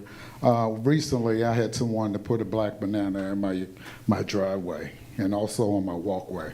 That was very sweet of my neighbors. So we have some neighbors that that's not good at all, unfortunately.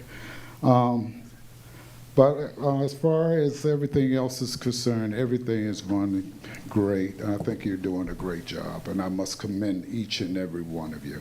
Thank you. Thank you. Can you said a black banana, like Mario Kart? Black bananas. Like this through appealing? No, actual black banana placed in my driveway.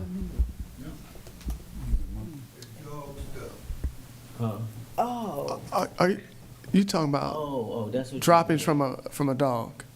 No, a No, banana, you- a banana. Actual. Discrimination, right? Oh wow. Okay. Oh okay. Okay. Thank you. Understood. I understand it now. Yeah, that was. All right. So the order that I see is the young lady is first, former Mayor Dennis. Second, the young man in the back. Third, I have two people online, and then Ms. Wilson. And then there. Thank you. I almost didn't see you over there. Okay. Good evening. Good evening. Good evening, ladies and gentlemen. Good evening. Good evening. Yeah, my name is Miss Onega. We can't hear. There we go. Thank you. I thank all of you for the good job you are doing. May God bless you. I'm here because of the parking. I see no reason that once you get your house, you cannot park in front of your house. I'm at A Street. We have only one parking garage. The other time, they told us that we cannot bring company vehicle. They don't want company vehicle in front of any houses. So we don't bring it anymore. We bought a car. But now they said they want only two. I see no reason when somebody gets a house, he or she cannot park in front of his or her house. Please, Mr. Derek, Mr. Angela, the mayor, and the council, I want you to do something for us. Please. I heard when my sister was talking, and you promised, please, at least, I think we can park 3 or 4 in front of our house. Because, like, for example, 4-bedroom, you know, if you don't have cars in this country, it's not easy for you to go to work. You understand? For me, you call me, I'm over 70. You said yeah. And I cannot live by myself. My son is living with me with his wife. And I have a granddaughter with me. I have to go and hide my other car somewhere. Because I don't want to pay for 2. Please, ma, sir, do something for us. That is why I'm here. Please.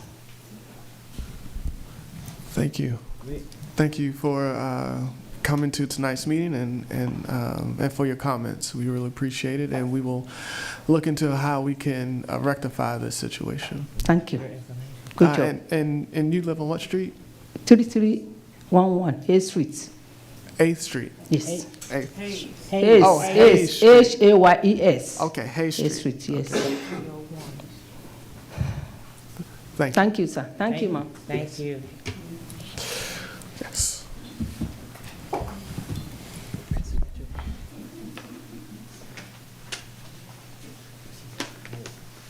Thank you, Mayor and Council. Good evening. Good Staff evening. and everyone. Good evening. My name is Dennis Smith, resident here in Glenarden. And my family, we have been seeking to purchase some land here in the city for some time now. And I'm here to, in fact, have that brief discussion or make a brief presentation. Thank you for taking the time to listen to my request to purchase lots 34, 35, 36, 37, 38, and 39 of Block D located on McLean Avenue in Glenarden. Thank you for having the city engineer, Charles P. Johnson and Associates, to review the lots and prepare their assessment that was dated February 26. They noted that the lots were not buildable. That's right. The combined lots were not buildable, if you read what your city engineer has said. Some questions could be raised that may need to be answered about the lots. Say, why were not these lots noted when the county was offering them to landowners before? And in these particular lots in 2007, the city said they didn't own them. Okay, the city didn't know that they owned the lots, and there is in fact a letter from the city administrator at that time noting that the city didn't own them. So if you can go back and you can find that in 2007. What is the process for settlement, or who bears the cost? That right there is in the earlier legislation that was passed whenever you have dealt with this before. That was dealt with then. You can use the same process. And many times the person seeking to purchase the lots would in fact pay for the settlement and anything else that was there. What should the cost of the unbuildable lots be? Please have your discussion and make that decision. How much taxable revenue has been lost for nearly 20 years that these lots have been being requested to be put forth, to be purchased? You've lost a whole lot of revenue as a result of these lots that you can't build on. All right. So I think that, through your discussion, hopefully at your next workshop, whenever you have that these questions can come back, and you guys can please do some due diligence and deliberation on these lots. That behind those lots is a lot that I own that is about 23,000 square feet. The house that I'm gonna put on is 100 feet off the street. It's about a 3,800 square foot house. And I do have access to the land. I don't really need the city's property in order to build, but I just would like to do things in a decent and orderly fashion. So please, I would like for you could have that discussion amongst yourself and any questions that you would have for me. And I think that your engineer did an impeccable job at noting that the lots were not buildable. So please, thank you, and thank you for your time. Thank you, Mayor Dennis. Smith, sorry.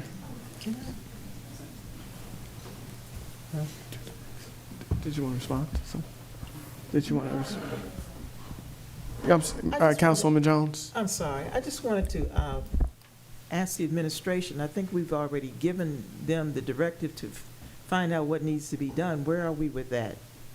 You can send an email to the council tomorrow or to me tomorrow and let me know, because I think we've already, given direction on, moving forward with the finding out how much and how to sell and what to do. Are we working on that?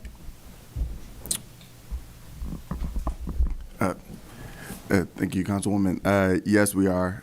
We've drafted an RFP that is going to be going out on the street within the next probably 10 days, and a corresponding timeline to receive the RFP and then bring that back before council. So we're finalizing, making sure that exactly what the city needs for those parcels and any other throughout the city are properly identified, and that we have a full and comprehensive report that we're requesting in that RFP process to bring back. So yes.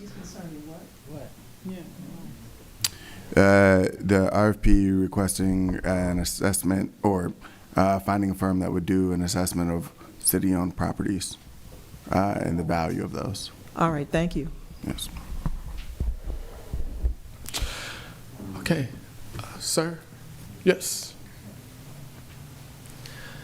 You can just state your name and ward, and you have 5 minutes. Good evening, council members. My name is Landry. I go by, some people call me Larry. I am the Frost HOA president over here, Ward 2. We're at the intersection of MLK and Barlow Road. And I have several questions. And my first question is, we have several homeowners and or renters in our community that are disabled. They need funding to, like railings put on their sidewalk, their front leadway. They need ramps and other equipment. Is there funding available from the city to help with some of these homeowners? Or is there a way to, I don't know, a liaison that can help these homeowners get in contact with the county to get the help needed?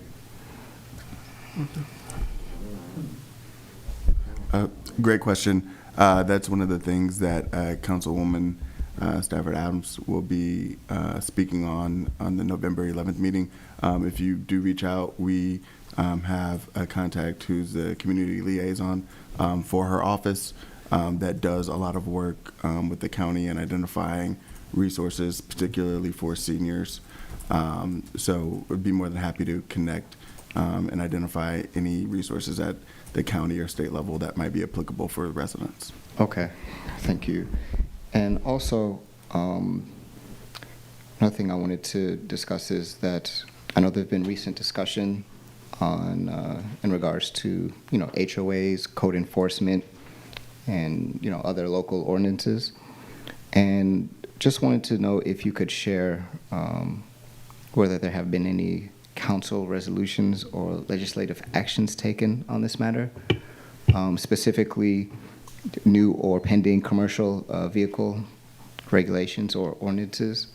And the reason why I ask is because, especially in Frost, we have a lot of vehicles that have expired tags, inoperable, they don't move. And so just want to know, like, what is there,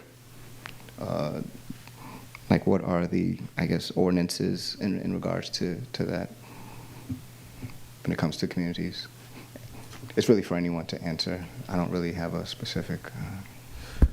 Well, Cole can speak to that. I know, there's been discussions about the MOU for Cole to enforce things in HOA governed sections of the city.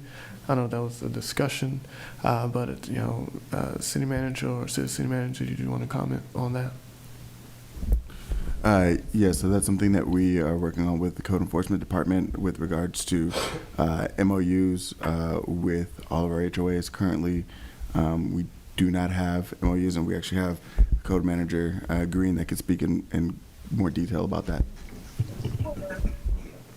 Before he does that, do you have any more questions? Because your time will run out. It will, okay. Yeah.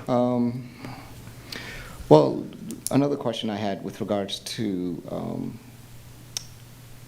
legislation or ordinance 43-3 in regards to the increased fines for improperly secured dogs. We've had issues with dogs at Frost as well.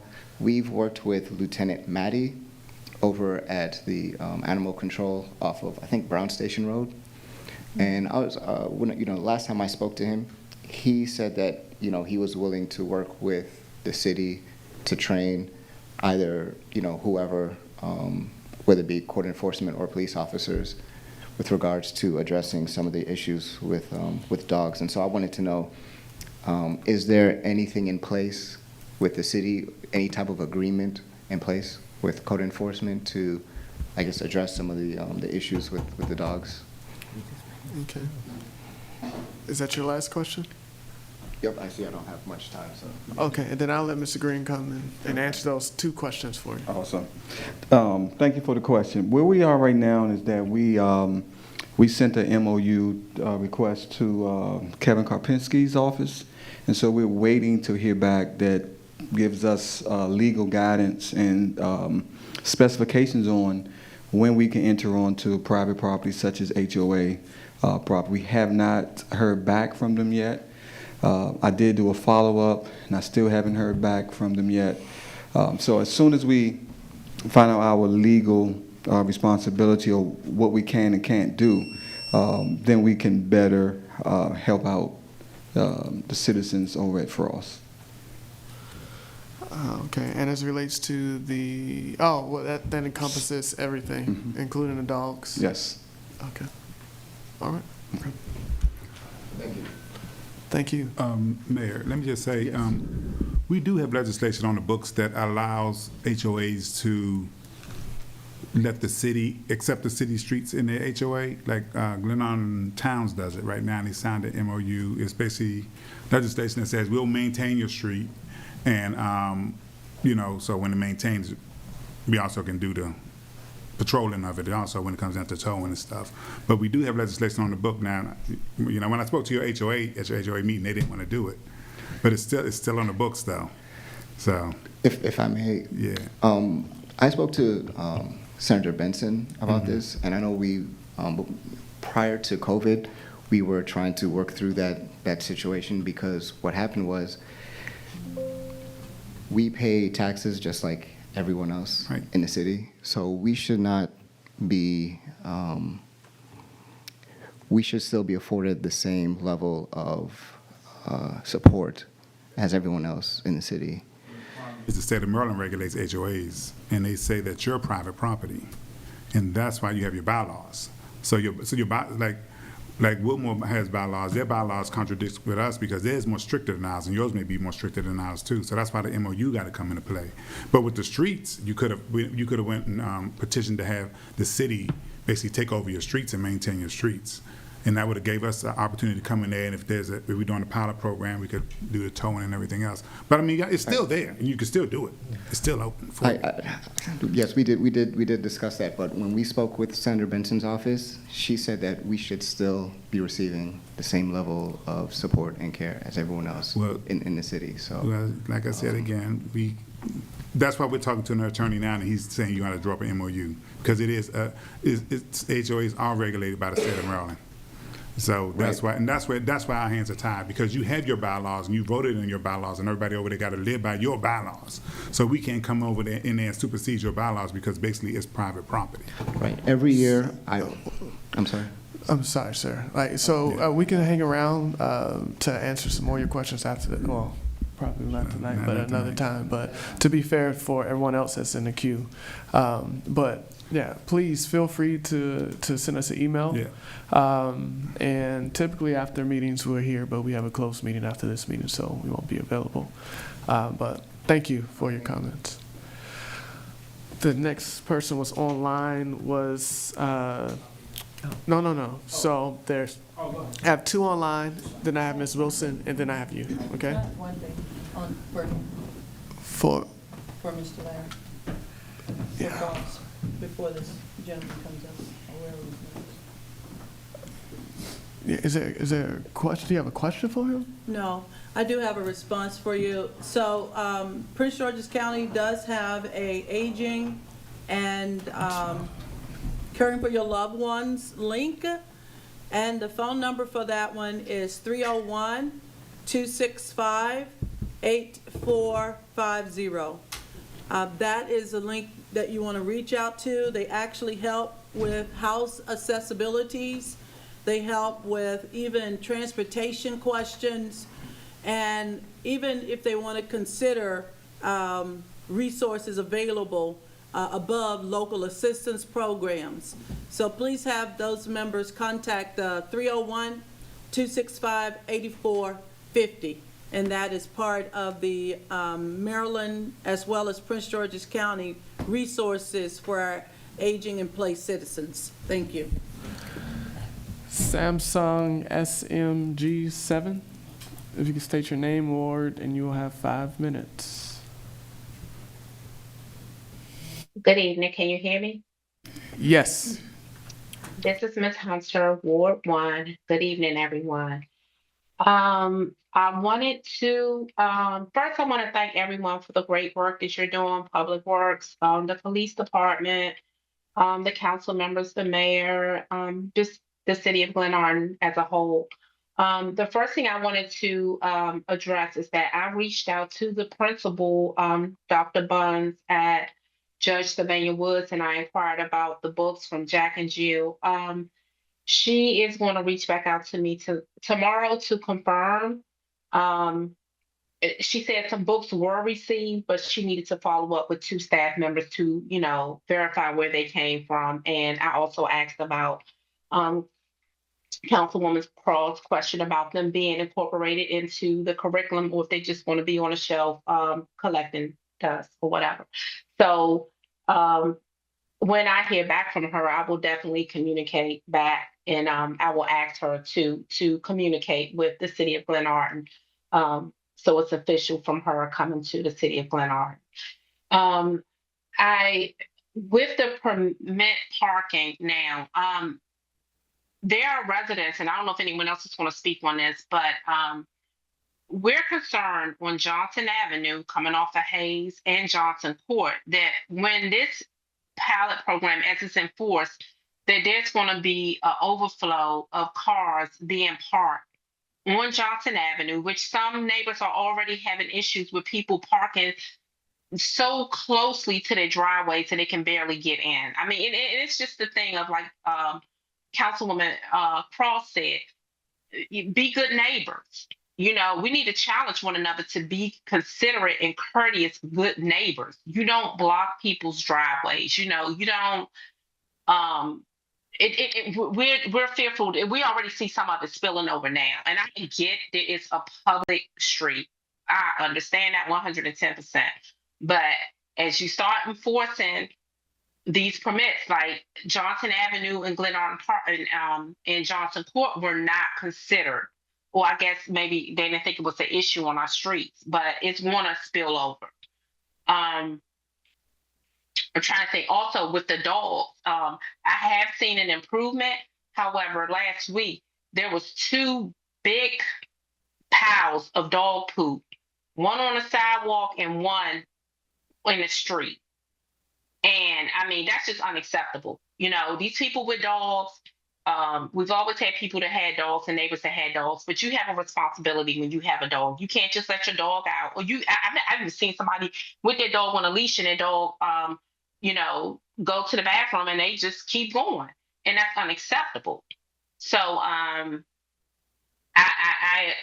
agree with enforcing it, but yeah, people just need to be more courteous. And to the other gentleman that spoke that's in Ward 3, where he had the black banana left on his property, I addressed this over a year ago, that there are some racially motivated tension that is in the city of Glenarden that wasn't here before. And I don't know if it's, I don't know where it's coming from, because we are a loving community. We stick together. We look out for one another. So like, just like some comments that were made, oh, this is just a hood, so why do y'all care? No, this is not just a hood. And we look out for one another. You know, but when you come with the attitude that you don't like a particular person because of their race or their skin color, whatever, and you're coming into a neighborhood, that's bringing tension. And it's been going on for a while. And if we don't, I don't know how we can address it, but if we don't address it, it's just going to get worse.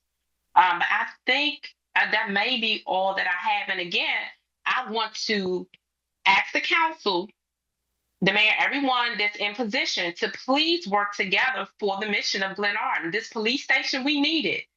We talking about elevators, and it's been 12 years it didn't happen. Then it's 8 years and it didn't happen. What didn't happen in the 12 years? It didn't happen in the 8.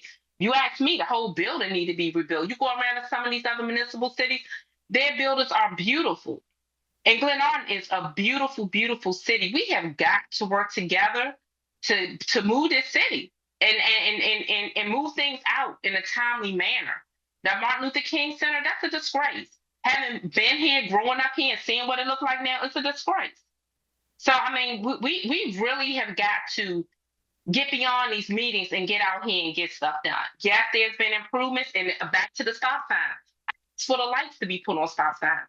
I went through Bladensburg. They put them on their stop signs, and it makes a difference. That's something that can't be that expensive. You got the cameras, you got this and that. People will still, they will notice and see those flashing lights on the stop signs. It's like I mentioned it, and we got cameras and we got this. That's something very small that we could do with these stop signs. Because there's still people that ride around like Speedy Gonzalez around here. And a ticket will get them a ticket. But maybe if you put the lights up on a stop sign, it'll stop somebody from getting hit. And make Thank you, Ms. people more Hunter. observant. Oh, my 5 minutes up? Oh, Ben. Yes, ma'am. Oh, I didn't hear it beep. You could have told me. My apologies. Oh, was somebody clapping? Is somebody clapping? No, no, they're clapping because you had great comments, not because. We was about to send you a text message. No. Sorry, y'all. Okay, my apologies. It's Okay, quite all right. thank you. Thank you. I was too. I was. Okay. Next is AJ. Good evening. I've been a resident in Glenarden forever, over 35 years. And well, hi everybody. Thank you so much for, listening to what I'm about to say. But long story short, not only, okay, so he found a banana, there was Popeye's stuff on my driveway. So I really feel like it may have been racially motivated. I don't know. But I'm here because I know that some people are complaining about the permits, but I'm here to see if maybe they could be implemented on more streets, because the neighbors that live beside me, they have like 7 or 8 cars, and they have blocked the driveway. They've blocked other people's driveways. They have thrown trash in people's recycle bins. There's been trash in front of people's homes because of all the cars. A lot of times people, when they park in front of your house, they have a tendency to leave trash. So I've lived around here forever. It's only been within the last maybe year and a half that I've noticed that there's an issue. So I've spoken with code enforcement several times. We have a pretty good rapport, and they have done what they can. They have encouraged the people not to park in front of my house because they have a lot of cars. But it's not all, but they can't do but so much. So I'm just here to say that I know some people have a problem with the permits, but I encourage it. But unfortunately, my street, they don't allow it. But we are having an issue with the people that live where I live. I live in Ward 1. They use people's driveways to back into their driveway. So I'm just saying, I'm just here on behalf of people that actually are all for the permits and are trying to see if more can be implemented. That's all. Thank you. What street do you live on? I live in Ward 1, and I live in the court, and it's not on the list. And so I see another car that's parked there that I've never seen before. So I guess that's somebody who has a lot of cars and they can't park in front of their house or whatever. And my heart goes out to those people who, they only have like maybe, 2 or 3 cars, but some people have like 6 or 7 cars. So I think that, that's the issue. And what court is that? Gary Court. Gary Court. Thank you. You're welcome. That's Ward 3. Ward 3. Okay, thank you. We'll look into that. That's Ward 3. Oh, I thought it was Ward 1. Sorry. Ms. Wilson.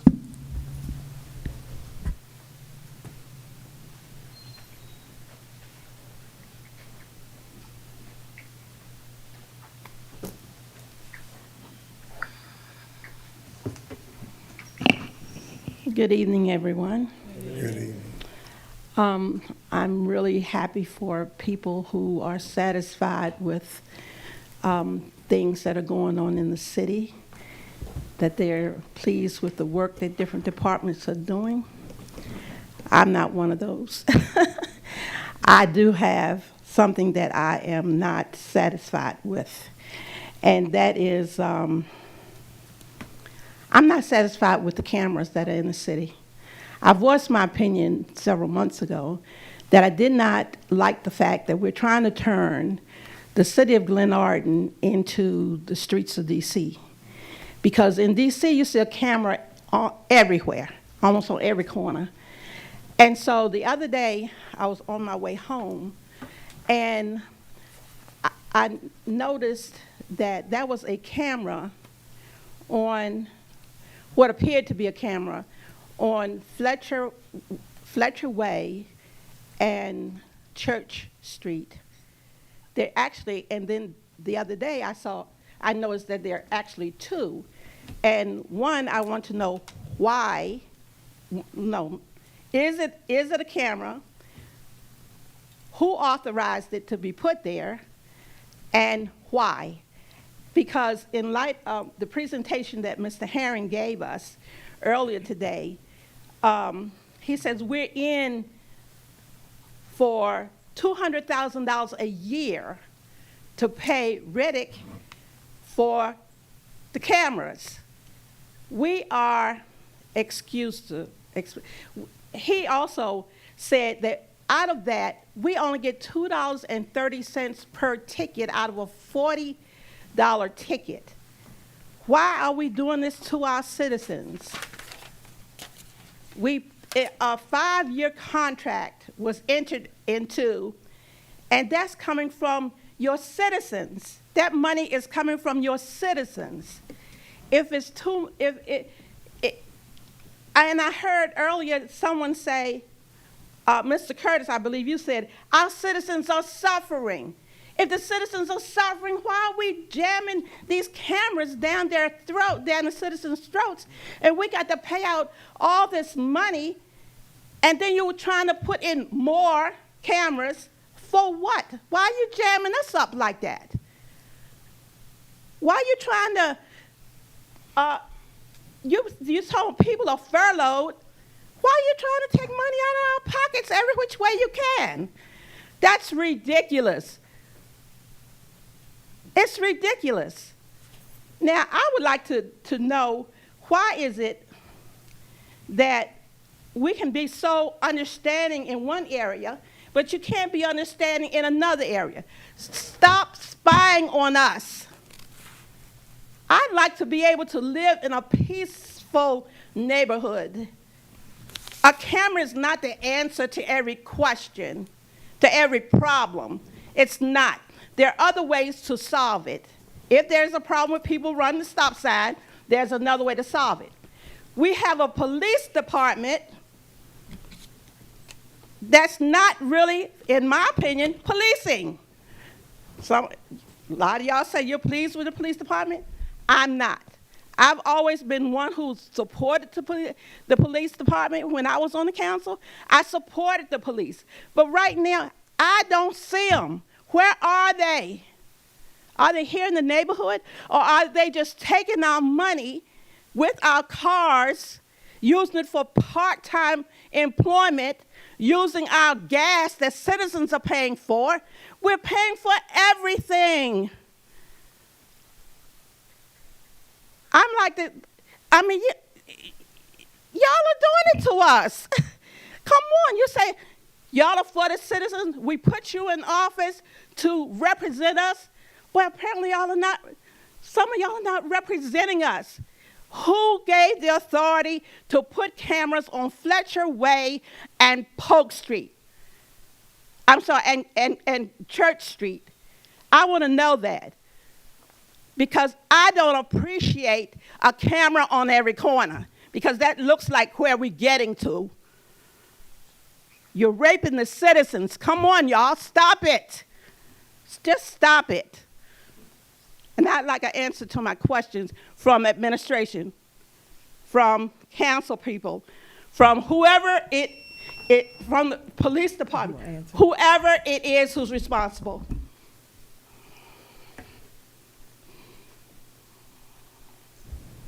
Thank you, and we will respond. I'm waiting. Yeah, if you can have your seat, we'll respond. Sir, I appreciate that. I appreciate what you're saying, but I believe you're being discriminatory right now. You're discriminating against me. You're discriminating against Ms. Smallwood. You allowed other citizens to stand here until you gave a response or an answer. So is that supposed to be the new policy? Because otherwise, you're discriminating.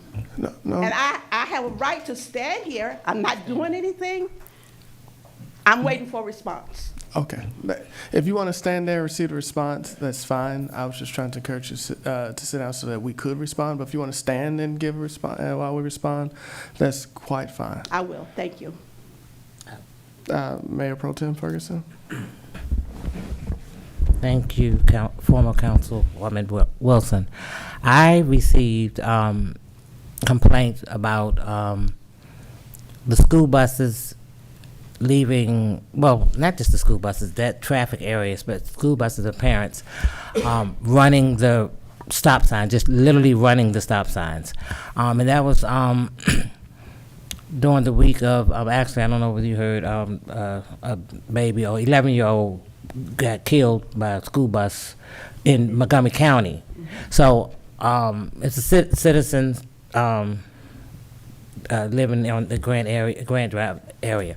So I contacted the police department. My goal was, or my idea was to maybe have during that time or whatever, to have a police presence. And so when I spoke to Captain Robinson, that was the first thing, but my thing was, I think he did say that they would have somebody over there. And I think the next day I happened to see a police car go around there. I don't know, but I'm thinking, like, have them there. I mean, especially during the time of school, going and coming in, and because the complaint was saying that the buses literally just they just come out and just run through those stop signs that are right there in that vicinity, and the parents do the same thing. They're just rushing in and out. So, with that, I mean, the suggestion came with putting the cameras there for a trial period or whatever. So, from me talking to the captain, that he gave me that solution. Now, I don't know whether the solution was just his or whether it was a discussion. I just gave the complaint from a citizen that they see it all the time. So they was asking, and that was even their suggestion, that maybe we can put police there during the school time. So that's where it generated, as far as I know. I don't know whether anyone else on the council said anything or had complaints as well. But as far as the signs, the cameras actually being out there, that was not my request. Like, again, I was just thinking, like, station some police. I'm thinking the same way you think. Thank you. Thank you. Next. No, who was responsible for putting it there? She said she gave a suggestion. I want to know who authorized the cameras to be put there. It's currently, I believe, it's just a traffic study. So no one's getting a ticket. It's just a study on that particular street. It involves a camera to see how many cars are running a stop sign. Are kids actually safe in that area? It's just a traffic study. Could I give a suggestion? Ma'am, we could, if you could email us, that'd be great. I want everybody to hear. I want citizens to speak up, because they are doing things that should not be done. They're not taking into consideration the citizens. Ms. Wilson. Thank you very much. Thank you.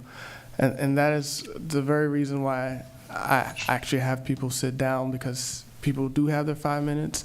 It's a tough task of trying to keep people at 5 minutes so we can keep the meetings going. So that is why it hasn't been discriminatory. I've asked that gentleman to step away. Anyone who tried to stand up there, I asked them to sit down, so no one would be tempted to prolong their comments. So it's not discriminatory. Okay. All right. Thank you. Sir.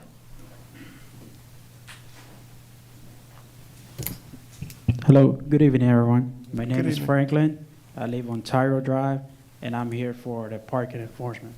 I try to email everyone, me and my family, but I haven't received no response, so that's why I'm here today. Okay. I just need help with one more car, that's it. I know it's two permits, but it's more than two. I need one more, that's all. Okay. And I believe, I'm not sure if you guys saw my email or not.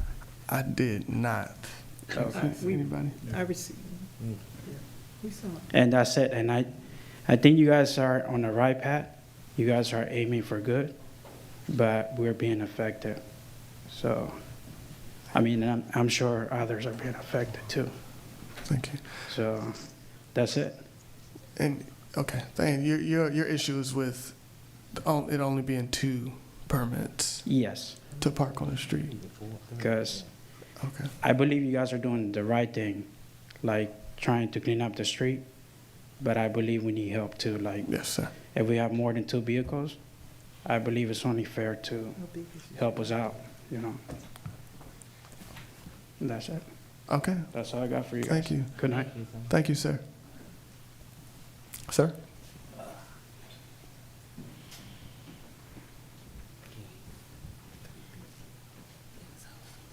Good evening, council.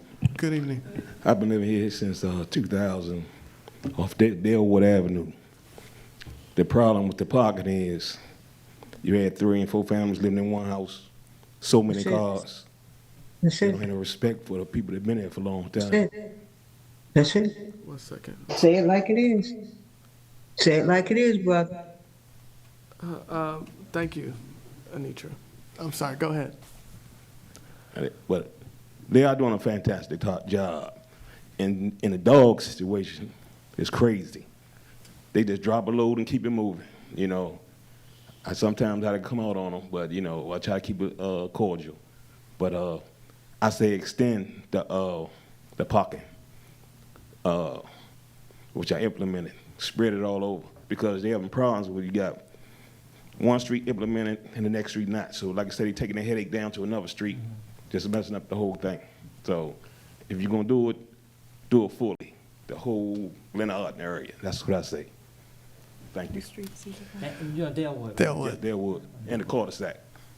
Yeah, okay. Yeah. Thank you, sir. That's all I'm getting. Same complaint.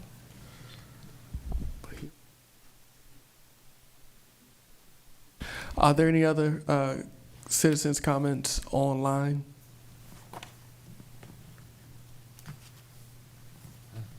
If you do not know how to raise your hand, you can open your mic and I'll acknowledge you.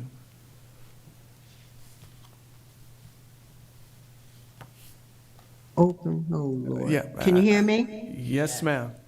You can state your Okay. name and what ward you're from, and then you have 5 minutes. Yeah, I think it's 2. My name is Sandra Robinson, and I live on Tyrell Drive. And I agree with what the gentleman just said ahead of me. Totally agree that it should be done on all streets. I have been connected with this community since 1965. I am one of the original residents here. And as what was said earlier, the residents, we respected each other. If we were going to have something, we were very much, aware of our other neighbors. I lived here and then I moved away and I came back to help take care of my mother-in-law. Since then, she has transitioned, and I myself has become sick, and I have a disabled veteran son here. Like the gentleman said, we have the reason why we have the problem with the parking, because we have the whole dynamics of this neighborhood, which I have been a part of since 1965, have changed. People are renting out rooms now where it used to be for single families. It's now multiple families. That's why you have multiple cars. People are having multiple family members. I heard the lady said before everybody needed a car. I'm in my 70s. We didn't have cars back then. We caught public transportation. So what happened was when we came and we got our start, we didn't change the face of the community. And that is what's happening now. People are coming in not being respectful or mindful. We have different cultures, and it's good that we have different cultures, but people still need to be respectful of a culture that they're coming into. And if we correspond with each other, but people are just expecting, if you're looking up, I can give you an example. My neighborhood, within the last 2 years, I have 2 houses. The young lady was very nice. She couldn't take it anymore. She moved because of the noise, the parking. She lived by herself. I looked on the street. We had 2 cars. Now, within a year time, we have 7 cars. On just 2 homes alone have 15 cars. I have done my research. On my street, we have 40 houses. If you have 12 of those houses that have 7 vehicles, and what people are now doing, they've learned the system. They take their vehicles to use them for work. A lot of people say, well, I need my car for work. First of all, this is the residence. That should be the first concern. We do not have sidewalks. We are walking. I don't walk anymore. I'm 70-something years old. I can't walk anymore because I have nothing but vehicles coming down the street and cars that are halfway hitting you. I have people cursing me out because I'm coming out of my own home. This is where I live and reside. Because people, 80% of the traffic that we now have going down Tyrell Drive is going to the shopping center. So residents like myself, where am I going to go at 73 years old? I'm on a fixed income. I want to live in my home. I've been a very productive citizen. I was a nurse over here, as a matter of fact, at Flowers High School.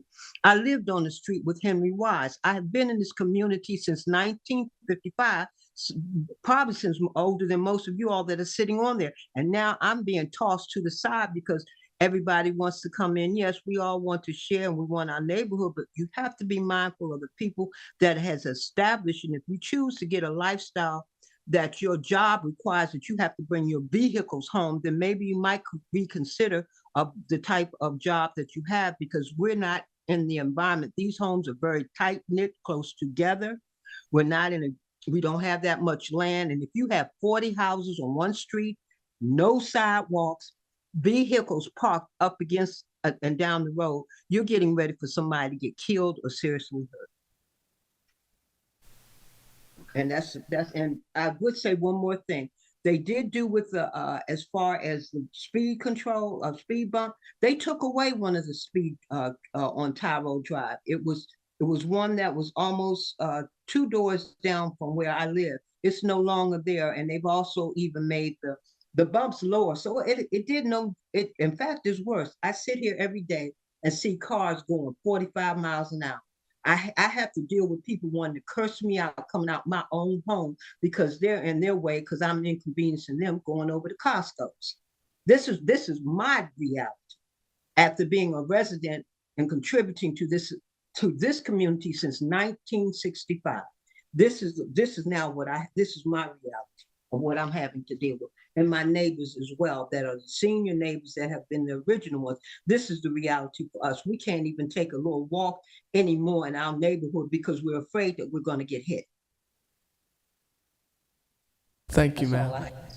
Thank you.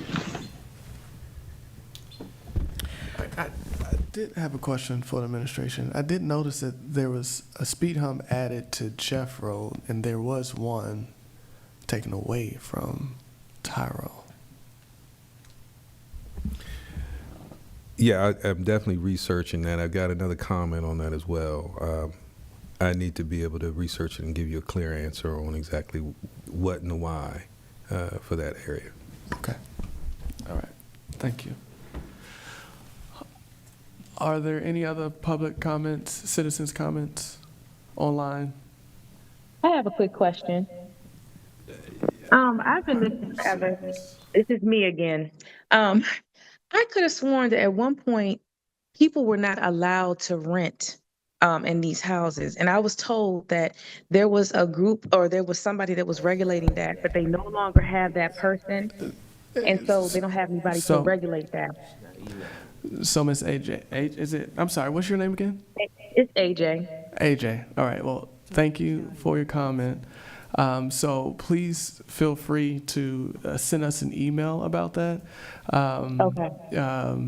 Because your 5 minutes are up, to be fair to everyone else that was only allowed to have 5 minutes. And then that will actually open up a can of worms for me to give other people time to come back. So No problem. Please feel free to send an email. It'll be all about first initial, last name at cityofglenarden.org. And we'll be able to respond to you. All right, thank you. All right, thank you. Are there any other citizens' comments who have not had a chance to speak tonight? Okay. Hearing none. The council reserves the right to go into closed session anytime during a public meeting. Pursuant to the Annotated Code of Maryland, State Government Article Section 10-508A, the council by majority vote may retire to executive or closed session at any time during the meeting. Should the council retire to executive or closed session, the chair will announce the reasons and a report be issued at a future meeting disclosing the reasons for such closed session. And tonight I am proposing to go into closed session to discuss personnel and legal issues, issues. So with that, is there a motion to adjourn to a closed session? So moved. Is there a second? Second. Just to adjourn to an executive session, sorry. Any discussion? All right. With that, Madam Clerk, could you vote, please? Councilwoman Cross, Yes. Councilman Hairston, Yes. Councilman Herring, Yes. Councilwoman Jones, Yes.